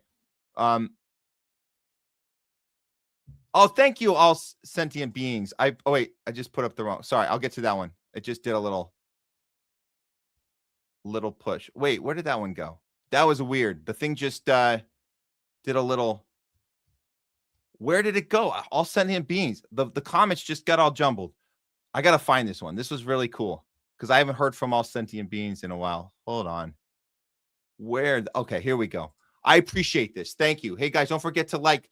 And the liking is good because, you guys know why. We're fighting the algorithm. Every share, every comment, we're fighting the algorithm. So thank you for that. I really appreciate it. Les and Matt and everybody on the team. Everybody on the team works really hard. Everybody works really hard. Citizen, I think you gave us one more. We have one more. Yes.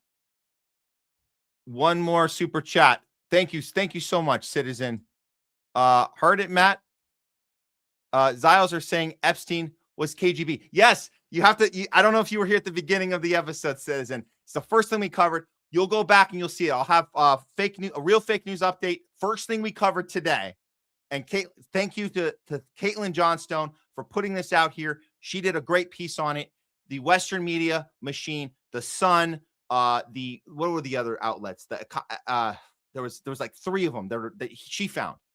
The Sun definitely was one of them. I didn't remember the other ones. They're all in unison putting out the message that turns out, guys, we went through the files. It turns out Jeffrey Epstein was an agent of Russia. That's what they're doing. It's unbelievable. Yes, I appreciate that, Citizen, pointing that out. It's of course, and it makes total sense they're doing that. They have to tell you that they discovered something. And they're getting it out to their readers. They're doing the right thing as journalists. No, they're not. They're protecting our greatest ally in the world. That's what they're doing.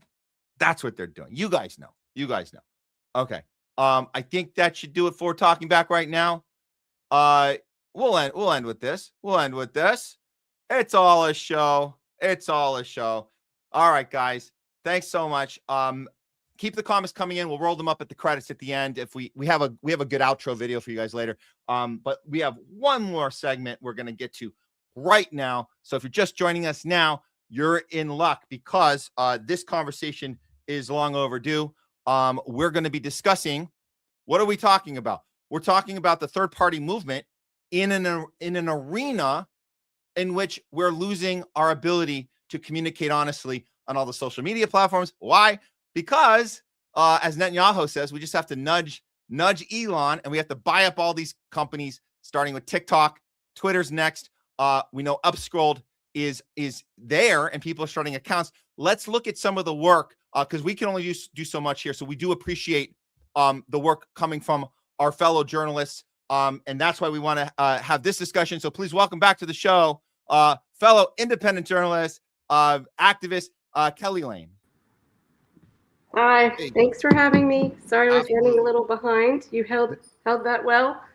Yeah, we just did a little switch around. So I went ahead and did the talking back discussion with the viewers, which I think they appreciate. So it's all good. All good. Yeah, I was listening in the car while I was driving, and I will say I can tie it into some of what you were saying. Is so many people moved here during and just after the pandemic to North Carolina. We have so many Californians here now. So the traffic is a lot worse than it used to be. Anyway. So that's where we're all going to. Interesting, right? Because everybody was exit California was exit CA was a thing. Yeah. For sure. For sure. And also, I don't know if we should get right into the Upscrolled stuff, I guess. So I wanted to mention Ray McGovern's clip with Don Lemon. If you haven't seen that, you should find that. I have not seen Ray. Is that Ray McGovern with Don Lemon? It's him. He had an argument with Don Lemon about Julian Assange, and it's just this comes around now. Like now he's being persecuted for journalism, and it's a little bit. It's kind of hard to hear, right? Like from people like was it Georgia Fort, and I mean I think that was horrible the way that they arrested her and at her door at like 6 a.m, and of course that's all to make it more, make everyone fearful. But where were these people? Journalism's been under assault for a long time. So that was Ray's kind of response. Was that Don Lemon said we should be calling Assange a criminal. Yeah. Well, I'll definitely go check that out, and we can maybe do something on that next time. But let's go ahead. Yeah. And actually, I kind of want to start with your little panel because I think we can kind of transition into the Upscroll stuff from there, because I think it's important the work you're doing with No Peasants, getting candidates together, signing this pledge. Can you just up to date, just catch people up on this? Because I do want to play a clip of your last meeting, but just preface it. These are people you're aligning with, similar to We the People movement, where we're saying going against the two-party duopoly. That's kind of the pledge. Is that what? And they're signing up for this. Is that what's going on? Yes, so the pledge is right on the site. Go to nopeasants.org. But we know that we have the numbers now. Independents now, the recent Gallup polling that came out, it's like 45% of people across the board. For Gen Z, it's 56%. But I'm noticing there's a lot of like using independent kind of like gimmicky, like, just if you slap independent on, on a campaign that makes it, that's supposed to get votes. But this is specifically about all of the things. If you were to take, you could literally just do a Venn diagram of Greens and Libertarians, and where does that intersect on the things that they, believe in and stand for? And that would be, anti-war, First and Fourth Amendment, specifically about the surveillance state. They're against the surveillance state. And so there's a whole list of items there on the pledge. And so we had our first panel last week, and it was Anthony Aguilar, who's a Green running here in North Carolina. We had Jose Vega, who everyone probably knows, who's independent in the Bronx. And we had Ted Brown, who is a libertarian in Texas. And it was just a great discussion. And I think that this is where the power is really, because people are sick of the duopoly. And we talked about this before. I think the split on the right, the people that are against what ICE is doing, that's really who we need to sort of align with. And I spoke with Josie Gilbo this morning about this, and she, at the beginning of our panel, we played the clip of her speaking in Minneapolis just after she was released because she had been arrested. So we're trying to get more candidates. The hardest ones to find are independents because, of course, running as an independent is the most challenging. There's one in Michigan and Detroit I found recently. I'm hoping he'll take a look at what we're doing and join us. But we've got a lot of Greens, probably just as many Libertarians, but the independents. I'm trying to round out each panel so we have all of them, but yeah. Okay, so it's nopeasants.org. Mm-hmm. .org. Okay, I'll make sure people know and that. Actually, I grabbed .us too, because I was nice. always afraid. When I used to work with candidates with a contract, and someone, the guy who, I wasn't the one who founded it, and the guy who did let the website lapse, and it's now like a fake call girl site or something. So I figured I better grab a few. Yeah. So no right. one did that. But of course, no peasants is no insult to, actual peasants. It's I use that as kind of to riff on the no kings thing because I feel very strongly. I think a lot of people that are in the streets that were there about no kings, they mean well, but as Margaret Kimberly said, it's really kind of a get out the vote for Democrats operation. As if they're going to fix things because they funded ICE too, right? No, but it's not a mistake. It's not they're having a bad strategy. They're having an excellent strategy. Oh yeah, hurting them back into the Democrat. That's the point, right? That's the point. So you guys, what you're talking about is never falling for that again, no matter which side is pushing the tyranny and the fascism. You don't just go back and get herded back to the other side. It's no more. Period. Right, and I want to give a shout out to Sam Husseini, who is just amazing. Really, he had this idea a long time ago called Vote Pact, and that was to get together, find someone that would vote for a libertarian, but they're too worried they're going to help the other side, and find someone who would vote great, and that those people can get together. One of the problems I have with that is I think that it's hard to find from jail. Those people. Why?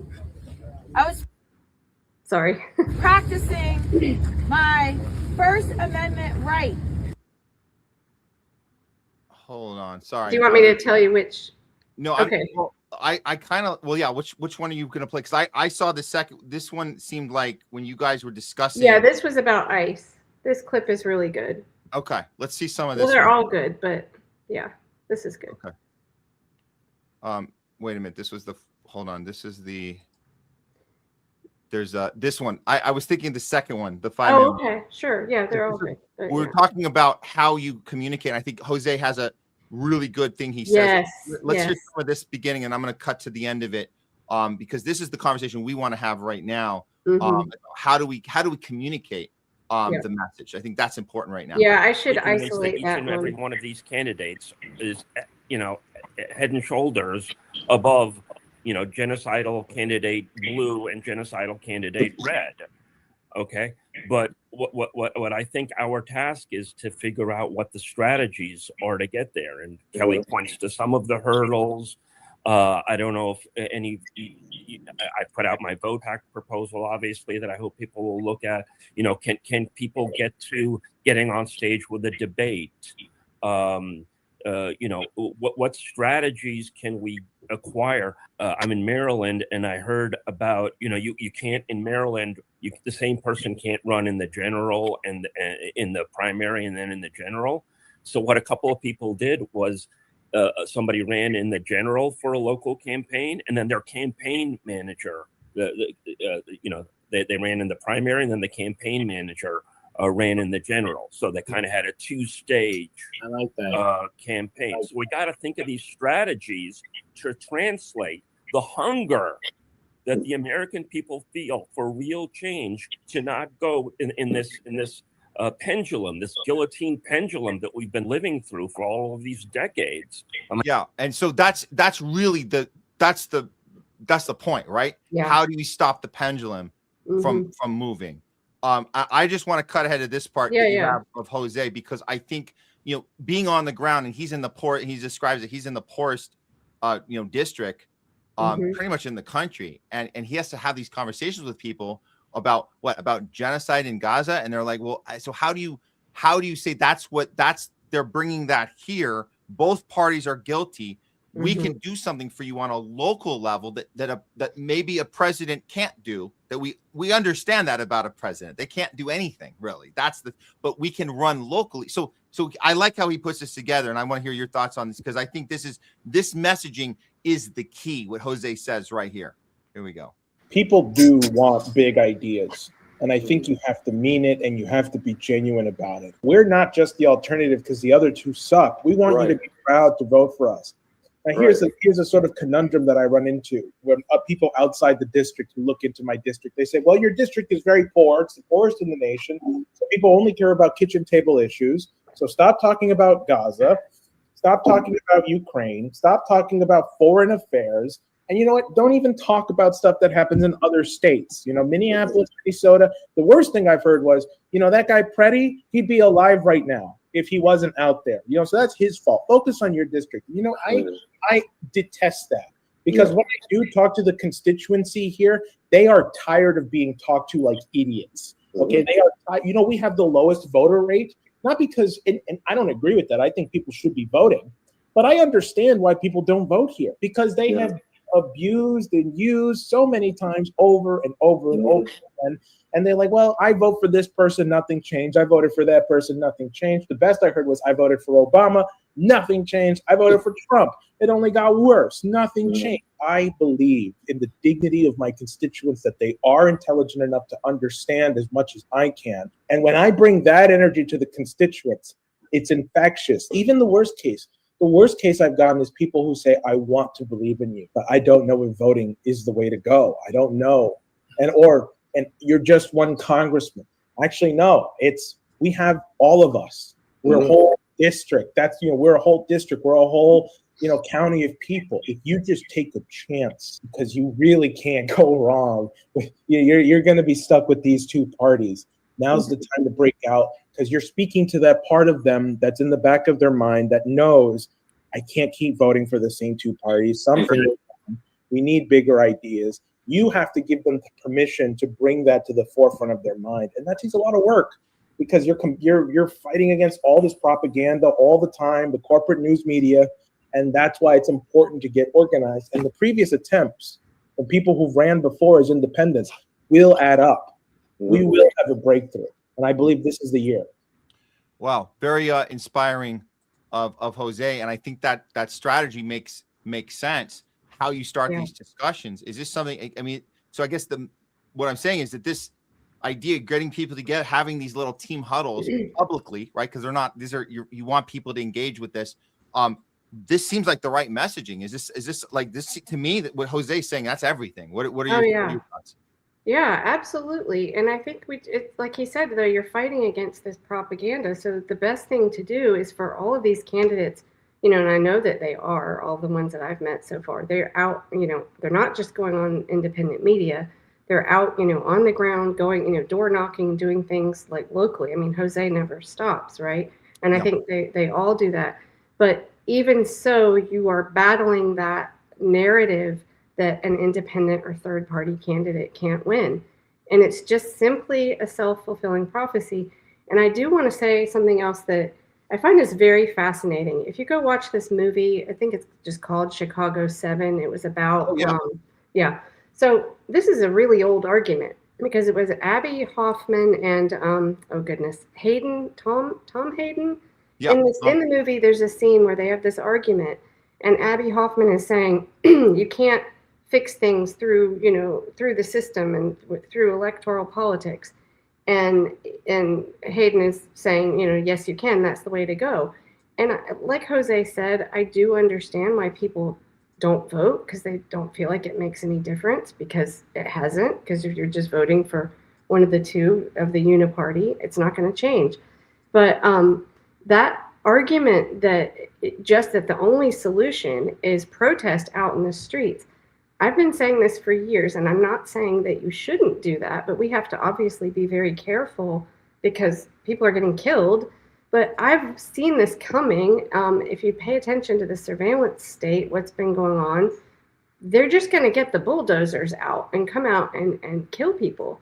And so if we have this attitude that electoral politics can't fix anything, I think that's just the wrong way to go, because I think this is a battle on all fronts. This is get out on the street, be smart about it, vote against the uniparty, and support. We do need the independent media too, obviously. Yeah. So it's not any one or the other. Yeah.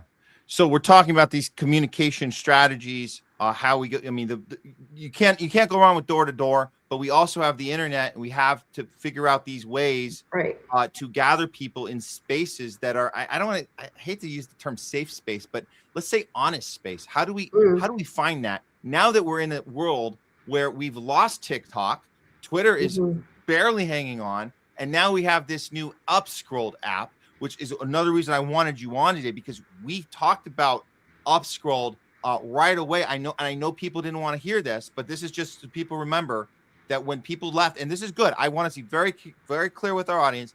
It's very good to ditch TikTok. People have been kicked off for challenging Israel. People were shadow banned. And then if you weren't shadow banned, you were in line with the fact that this app is a pointless place to be aligning and strategizing and sharing honest stuff if you're just going to get infiltrated. And if you haven't gotten it yet, you're going to get it. You're the next one up. So everybody leaves. And then all of a sudden, this new platform all of a sudden appears. Now, obviously, it didn't come overnight, but it became available. It was the thing everybody went to. And then we look further and we see this guy.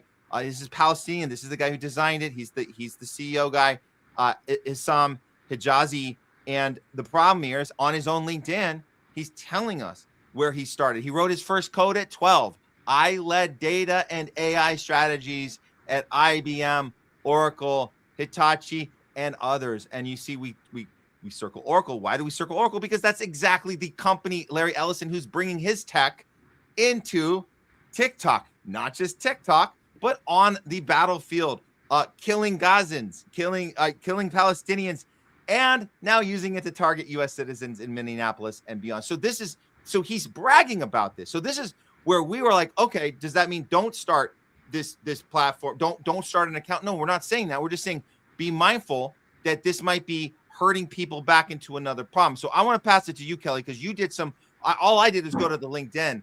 You did a little more investigation on this, and I want so people know that there's more to it than just this guy's credits on his resume on LinkedIn.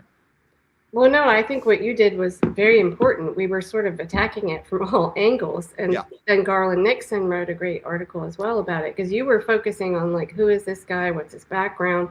Yeah. And I think just because you worked at Oracle, I think you even said this, maybe, you said, hey, I want to take my skills I learned there and do something good with it, right? But for me, the immediate thing that and I have an account there and I'm going to use it. But the immediate thing that I saw was, I think I've got a graphic of it where they say, I can pull it up real quick. No, I have this. I grabbed this because you would put this up. That's it. So we can just, this is. If you scroll down a little bit, I think I've got it highlighted where they say, there it is. We do rely on some large-scale cloud providers at this stage. Not because it's our ideal, but because building fully independent infrastructure takes time. Okay, we'd rather be transparent about that than claim otherwise. Well, I think that's good that they came out and said it, but they probably, I don't know. And they say over time we plan to reduce reliance on these providers and move toward greater independence. Okay, and Garland pointed this out in his article too. We saw what happened with Parler, which was more of a right-leaning, app, but they got taken down. Okay, I mean, Amazon said, I forget what they cited. I think violent speech or something to that effect. Yeah. So this was an immediate red flag to me. And you wrote this. I liked it. You put this out. You say, excellent. Assuming large-scale cloud providers means that that's the account. That's Amazon Web Services. Okay, got it. But at least Upscrolled is transparent about this and why. And you're being very cautiously optimistic. I don't even think you're being totally skeptical, but you're saying, hey, I just want to say this. You're saying part of my skepticism, but any platform that doesn't give U.S. empire backdoor is going to have the FBI greet them at the airport and maybe be arrested in France. So good. These way to connect the dots here. Can you elaborate on that, which is a very legitimate concern to have now that we understand where the tech comes from here?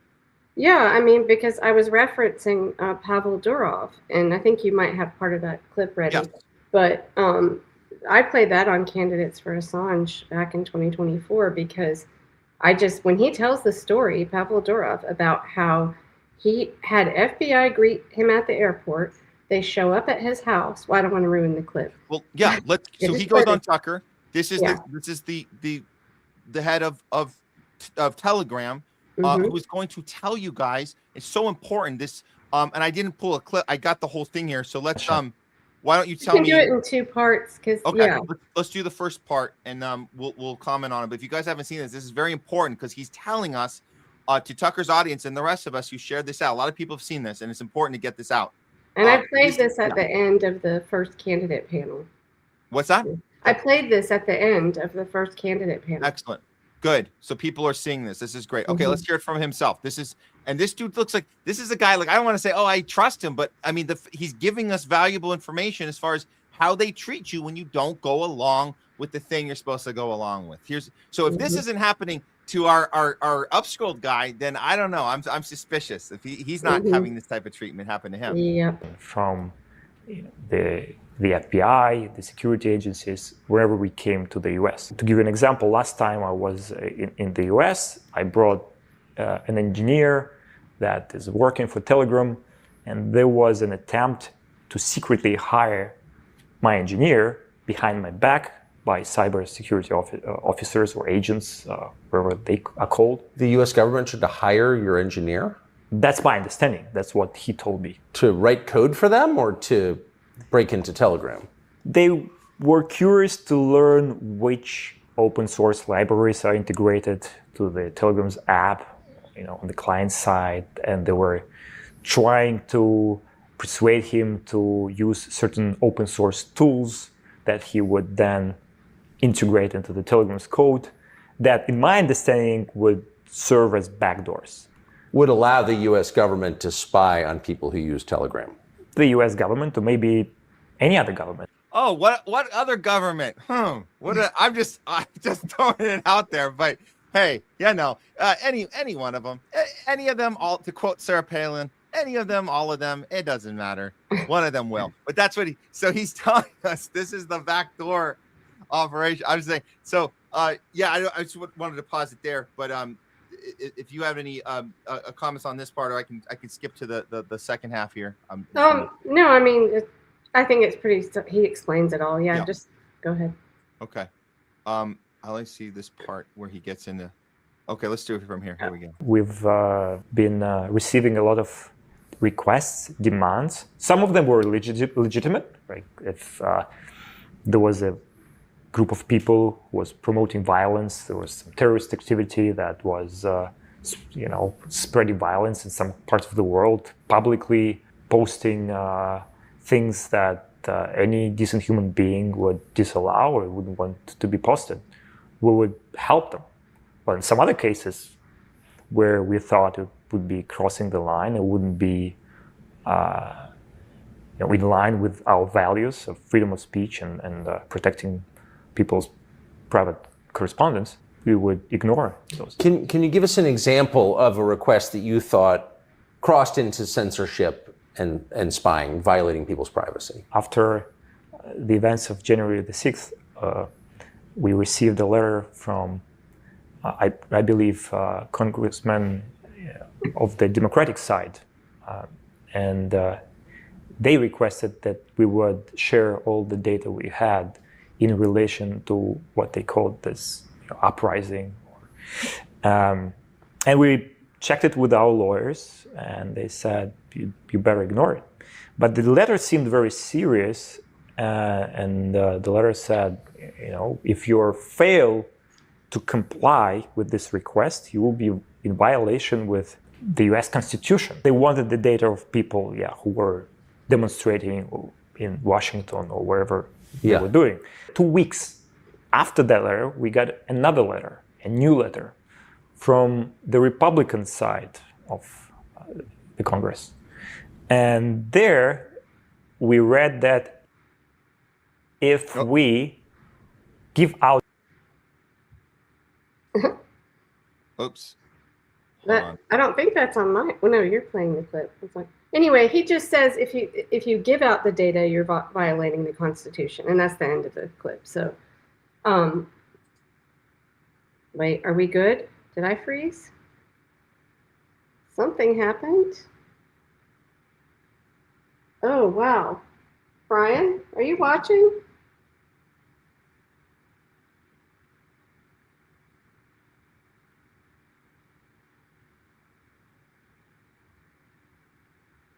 Hey, Brian, are you watching? That's what's happening. Hey, Brian, are you watching? Okay, apparently I'm live, I guess. Well, Matt, I don't know what happened. So, guys, I guess I'm live by myself on the Homeless Left. I don't know what to make of this because I know Matt knows what he's doing with the tech. Hopefully we can explain this. It's kind of hard when stuff like this happens to not wonder what the heck. Do you have a logical, technical explanation? Are you seeing me now? I am. Is there a good explanation for why? Yeah, this StreamYard has glitches. I'm gonna write it. We've had this before. It gets confused for some reason and it knocks me off. It's happened like 3 times before. Just okay, so it's not because we were playing. No. This one is StreamYard has some problems. Yeah, I think it's important to not. It's really important to not like jump to those conclusions because there is just a lot of stuff that happens with tech that they're just glitches. So, but it, as we learned when we talked with Bill Binney, it does kind of make you wonder when it happens at certain times. Yeah. Well, I mean, it's not crazy to say that we're all being monitored. We know that we are. Well, both can be true, right? We're all being monitored, and there's glitches. There's both. Right. So we get it. It's all good. I think people understand, and I'm glad we at least were through with the clip. Sorry for leaving you hanging. When we edit it in post, we'll obviously take that part out. But you were definitely you were kind of connecting the dots on this as far as what the mechanism we look at with each of these social media companies that are either going to have cooperation or they won't. So either you're going to have your Telegram or you're going to have TikTok. It's going to be one of the two. Or you're going to have Elon, who's somewhere. I mean, he's not in the middle, but he's a guy who kind of gives us a little of, oh, don't worry, guys, we'll let you be free speech, but then it's shadow ban, constant. No, you know what? With that one, I thought from the get-go that when Musk bought Twitter, that was to silo and monitor the dissent on the right or the independent right, whatever you want to call that, the people that were, upset about the January 6th stuff. But they needed to kind of isolate that and study it. That's my feeling on it. And I think that's why, a lot of people on the right think Twitter's great. There's no censorship here. But it's people like Sam Husseini, our shadow, and Randy, a lot of people that on the kind of, I don't know, anti-imperialist left. I don't really know how to label us, but, we're shadow banned all the time. So you don't see it unless it's happening to you, I guess. Garland had his check mark taken. Oh, yes, Garland. He can't even do anything on there. Right, right. I mean, what the hell is that? Like total lefty Garland. It's like, this is not like, look, like when we're challenging the war machine, we're challenging the Israel-U.S. A relationship. When we're challenging anything to do with American imperialism, anything to do with COVID. I know Elon has been a little better on that part. But regardless, it's like if we're challenging and from any place of origin, wherever we're challenging, we're gonna be punished for that, no matter what. No matter who you voted for or what party affiliation you have. So that's just the way it works. Anybody challenging the state. Absolutely. Yeah. And so when Upscrolled came out, I mean, I was immediately like, okay, cool. And then, but it just did seem a little bit it's Palestinian. Like, I would hope that people that are against what's happened in Gaza would do the same. It's not so much about Palestine, although obviously we care about Palestinian people, but it could be any country. If Israel and the U.S. were mass murdering in any other country, I think that people would be against that. And so the way they just they call it a Palestinian app, like they think that's the way to go to get everyone over there. I don't know. It does feel like I think Garland from the article, he was really leaning towards this being a deep state operation. And that is how it feels. Yeah. They want to, it's probably hard to sit there and sort. They want to be able to watch the right on Twitter. And this is a good way to, I guess, watch the other camp of dissent, if you want to call it. It's a perfect way. Why would the plan end at we got TikTok, we did it, they're gone, those a-holes are gone, now Israel can do whatever they want? See, wouldn't you want them somewhere else where you can monitor? Why would you want them scattering? So of course there's going to be a place to bring. Come on over here, guys. Come on over here. It's similar to I was thinking about this dude. I'll put him up one more time here. I had to find the file again because being bumped off here, but it's right. I'll grab it again. But it's this guy. He kind of reminds me of Mamdani because it's like we're gonna say free Palestine, we're gonna say genocide, we're gonna say these things, right? And so he looks the role. It feels right. Mamdani looks the role. It feels right. But the job of Mamdani, and I believe the job of Isam here, Hijazi, his job is to make us feel like he's speaking to us, so we're gonna get his back.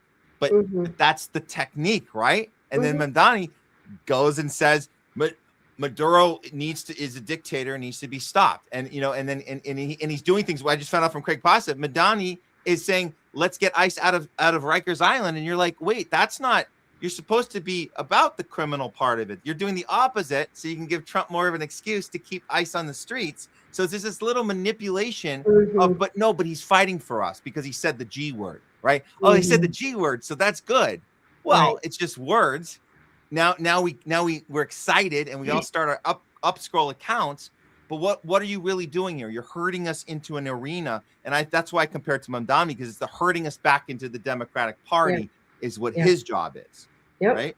Yep. So. And I think, I was thinking about this while I was driving. I think this is really, all you have to do is look and see the U.S. empire does this stuff overseas, right? And I know you've talked at length about this kind of stuff, color revolutions, interfering with elections, or, just violence in the street. And so both Anthony Aguilar and Josie talked about how much what they saw in Minnesota was those strategies. She used the term flanking, and I'm not a military person, but it was the way that the police sort of surrounded everyone, and she was like, this is a testing ground. And so then I brought up the surveillance state, and Anthony confirmed that he saw, ICE agents with the meta glasses or whatever. So they're fully decked with all of this stuff, which, as we know from, I don't remember which interview with Benny it was, but maybe it was the one I did with him when you weren't there, but where he's talking about how, when I said Congress seems ignorant, except for Thomas Massey, about all of this tech and about the surveillance state, and they've helped usher this in. And Benny says, well, they need plausible deniability. They have to be like, oh, I don't understand this, because if they did, then they have an oath. They took an oath to the Constitution, and you're violating the Fourth Amendment. So I brought that up in the candidate panel, and I said, I think any candidate running for office now, you don't have to be a cybersecurity expert. We need people from all walks of, all fields. But you need to tell your people that are going to vote for you that I have a responsibility to understand when Chris Krebs comes and says, Russia is targeting the election, what the heck does that mean? And if I don't, your representative, if I don't know what that means, I'm going to consult someone we're going to get with the program here. No more of this, my 10-year-old helps me with my phone, that's what you hear from most of Congress. So I think it's very interesting that Massey, who has really turned out to be a champion of the people, and I don't agree with him on everything, but he's the one that is out there fighting for all these things and the transparency, and he gets the tech. He understands it. So that's dangerous, I guess. That is. To the establishment. But I think if we look, sorry, I just wanted to say, if we look at what is happening right now, all of these tools are being turned against the American people. The police state, the surveillance, and that includes if Upscrolled is kind of being used as a way to monitor the dissent. Yeah, I mean, once you look at it from that viewpoint, it all becomes very clear. And party does not matter here. I mean, Democrats funded this. I got in an argument with somebody today who was listening to Mark Elias's democracy docket. And I was like, what are they going to do differently? They funded ICE for decades. I mean, both parties have been on this, the Patriot Act. We got into that with the Libertarian and Green on our discussion. So anyway, I think there's a lot of promise here in these candidates joining forces, but it is still a lot of work, like Jose said, to get out there and talk to the people that might vote for you and to dispel that propaganda that they have just drilled into their heads. Yeah. Well, thanks for coming on with us, Kelly, and covering these things, and not to mention having these discussions, these panels, bringing these people in, so important. And, obviously we've had Jose. We'd love to have Sam on here at some point. And I know our viewers have been asking about Anthony several times. And in fact, we just got a super chat because I guess Citizen here decided that he would call me out and say, you a peasant, unlike you. Kelly had Tony on. Thank you for that, Citizen. We get it. Well, I'm in North Carolina where he lives, and I met him at the Sam Adams Award ceremony. So that's kind of how that happened. But he is, I think his campaign manager said he was. Yes, we're going to have a discussion. Great. We're going to bring him on. The ball is rolling. Don't worry, Citizen and others that are waiting for that discussion. It's going to be happening, and we're all doing this together. We're all doing great work, and Kelly, you're doing excellent work. And I just want to throw your thing up one more time. People need to know where they can find the peasants. No peasants. Where did I put? Okay, here we go. And I just want to be clear that while we are having weekly, starting next week, it's going to be weekly broadcast. What we're trying to do is not just a show. I want to help some of these candidates that may be newer and aren't plugged in with all the independent media. If I can, I'll help them to get on those shows. But what I'm going to be doing is a lot of stuff behind the scenes regarding election integrity. We talked about legal stuff that needed to be considered. So a lot of this is going to be behind the scenes, which I think is probably smart given, I kind of don't want to put everything out what we're doing and broadcast it. So, but as we go forward, the election integrity meetings, which I hope Pasta, if you're listening, he's supposed to come tonight, those are going to be open to regular citizens. If you want to get involved in learning about that, it is a nonpartisan issue. Yep. So yeah. Awesome. That's great. Having people involved, everyone, we're all part of this together, guys. Yes. We're all working for the same goals. That's accountability for people in power, transparency for people in power, and actually working for the people that you're supposed to work for. They're your constituents, not people in another freaking country, by the way. So let's start with that. Not the donor class, for crying out loud. It's the people, and that's what it's about. Kelly Lane, thank you so much. Thanks for having me. Sorry I was running late. No worries. We made it work. We made it work. Hey, we had the tech issue. Hey, we worked through all the hurdles. We figured it out. All good. Thanks, Kelly. So we don't give up. Yeah, exactly. Okay, We'll see you cool. next time. Okay. All right. Thank you. All right. I'll sign off. Awesome. All right. It's the Homeless Left. I'm Matt Weinglass. We're going to wrap the show up, guys, here. Thank you all for participating today. We are making it to the 4-hour mark. Yet again, we do try to have that to be our ultimate cutoff point. We don't like going over that if we can avoid it. But we got a lot of stuff done today. There's not everything that we wanted to do today, so I do apologize, guys. We did have some other stuff planned. We're gonna Thursday. We're gonna have Jay Scott joining us. We're gonna do a more investigation into the Epstein files, as we call it, the Mossad Files. Jay's got some stuff to bring to the table, stuff we didn't get to today with Craig. So never fear. This is an ongoing. We don't just end a topic and that's it. We always come back to them. So we will do more Epstein. Also, the Israel, bombing and destroy. They're bombing Rafah, bombing bombing Gaza more. All this stuff's not being covered. We'll get to that on Thursday. Not to mention, we have some Hollywood for you guys. There was some stupid Grammy stuff from last weekend. I know there was a couple highlights. Didn't make the bill today, but we are going to be going to go check out this CIA sponsored film that probably will be winning the best film of the year. That Leonardo DiCaprio film. By the way, Leonardo DiCaprio just bought some property in the West Bank. Imagine that. How interesting. We're going to go confront him tonight, actually, at a special screening. I'm telling you guys right now, we're going to see if we can get to Leo will be there. And we're going to go in and ask the hard questions. Let's see if they throw us out of the event. Leslie and I will be there. We're going there. It's in Burbank tonight. So we'll have something to report on, at least report to you guys on Thursday about that. Crazy Hollywood happenings. We're in award season, so people are getting extra crazy. But yeah, that film, I hear it's a great film. We're going to see it, but yeah, definitely CIA backed film as usual. Okay.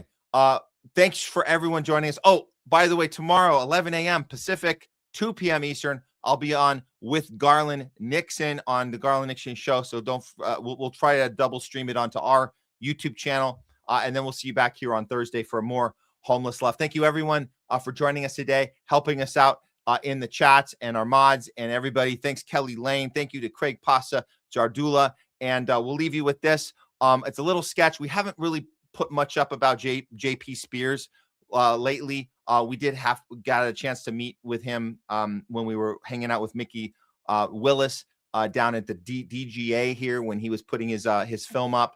And these guys they mean well. A lot of them got on the Trump train, but I do appreciate this little sketch that JP Spears did on Erica Kirk on those crazy ass phone calls that leaked, and we covered that last week. I liked the job he did. So you guys are gonna get to see it.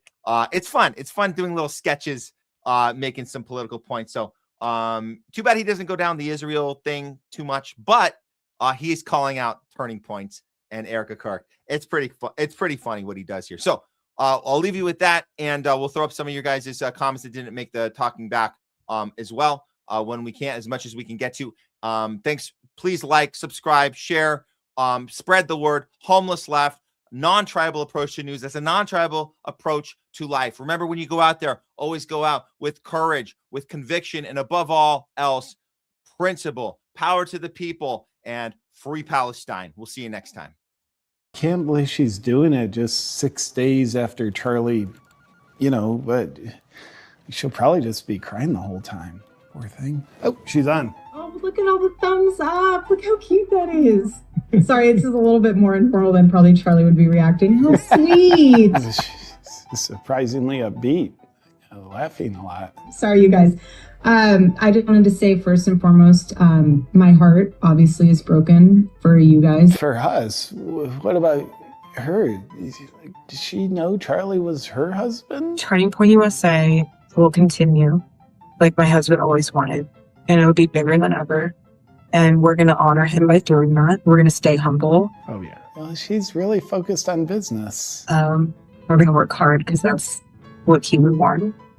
And we're going to just make it grow. Just growing the business. But he's here, and he's more alive than ever. And he is, he's going to guide us. He's actually dead, and she's guiding us. What is going on here? And I told Justin, it's going to be something where everything before September 10th, any email you were working on, any project you were working on, it's not that it's irrelevant now. It's just things have changed, obviously. What? So projects Charlie had us working on don't matter? Like, dude, don't you think this is a little strange? No, she's just saying if Charlie had you working on a project, don't worry about that anymore, because she's going to lead us in a more Charlie-like way than Charlie ever could. It's a change. And I just want you to know that, again, I'm with you. I'm here. I'm not going anywhere. Oh, yeah. Well, she's definitely here now. I feel so blessed and honored. Hey, man, do you think it's weird that she's leading us now? No, not at all. That's Charlie's wife. What are you talking about? She has no background in leading significant 9-figure organizations. Her background is seeking fame through reality TV shows and beauty pageants. I mean, she's not next in line most qualified to lead us. Yes, she is. Just imagine Patrick Mahomes tragically dies in a car accident. Who would be next in line to lead the Chiefs as starting quarterback? Second string quarterback. No, dummy. Patrick Mahomes' wife. It's the same thing. You don't think this is weird? You're just overthinking it. And by the way, show some respect, okay? She's a grieving widow, but she's not really grieving. She's not doing any of that. Everyone grieves differently, so if someone's acting weird, don't read into that. There you go. You just heard her. Everyone grieves differently. Well, but nobody grieves like that. Just get over it, pussy. We got to get ready for the memorial service. It's going to be sick. I don't know, man. I'm just so sad. Hi, everybody. I still love all these emoji Zoom things. Hey, Erica, the emojis are killer. So how'd this memorial perform? I don't even know where to begin. The fact that we were able to pull off an event of a century, like it's just insane. I don't, complete insanity. Incredible. Now, what kind of numbers did we do? We had over 275,000 people. Insane. What is... Her husband got shot in the neck 11 days ago. Erica, now that it's been 11 days since your husband got shot in the neck, how do we do on merch? We're at like over 200,000 for merch sales. Don't quote me on that because I think it just keeps like bumping up like crazy. But great. It's all positives. Huge thank you to the events team, the development team, the graphic design team, the production team. It's just phenomenal. Erica, with all due respect, what about Charlie? My husband's dead. Like, I'm not trying to be morbid, but he's dead. Okay. Can we bring it back to the numbers? Since his assassination, we have 100,000 chapter requests, 300,000 new donors. I'm so happy to hear that all of that happened. Otherwise, honestly, Turning Point USA and Turning Point Action, full steam ahead, you guys. We have so much to do, which is exciting. Her children lost their father. Who do you think is with them right now? Erica, I'm wondering, because your children lost their father and you're not with them, could we get a read on hat sales? I think we have 50,000 plus hat orders to fulfill. Congrats, Erica. That's phenomenal. Just phenomenal. Charlie in heaven is like, you guys thought you had a busy schedule then, just you wait. So you're saying that Charlie, with a heavenly perspective, wants us to work even more instead of spending more time with our families? Is that... Oh, dude, I hear she's single right now and available. Do you think it'd be cool if I mean, we're coworkers, but... I don't know, what do you think? Does anybody know what the is going on here? Erica, I've been looking at your beauty pageant bikini pictures, and those pictures were awesome. Where were you for those? It looked like somewhere tropical. Charlie would want us to get back to work, and that's what we're doing. Okay, Erica, more work from us to generate more money, because that's what matters in this situation, is what Charlie wants from heaven. Roger that. Great call. How do you feel about her? Dude, she's a tremendous leader. And a grieving widow. I don't feel comfortable with this.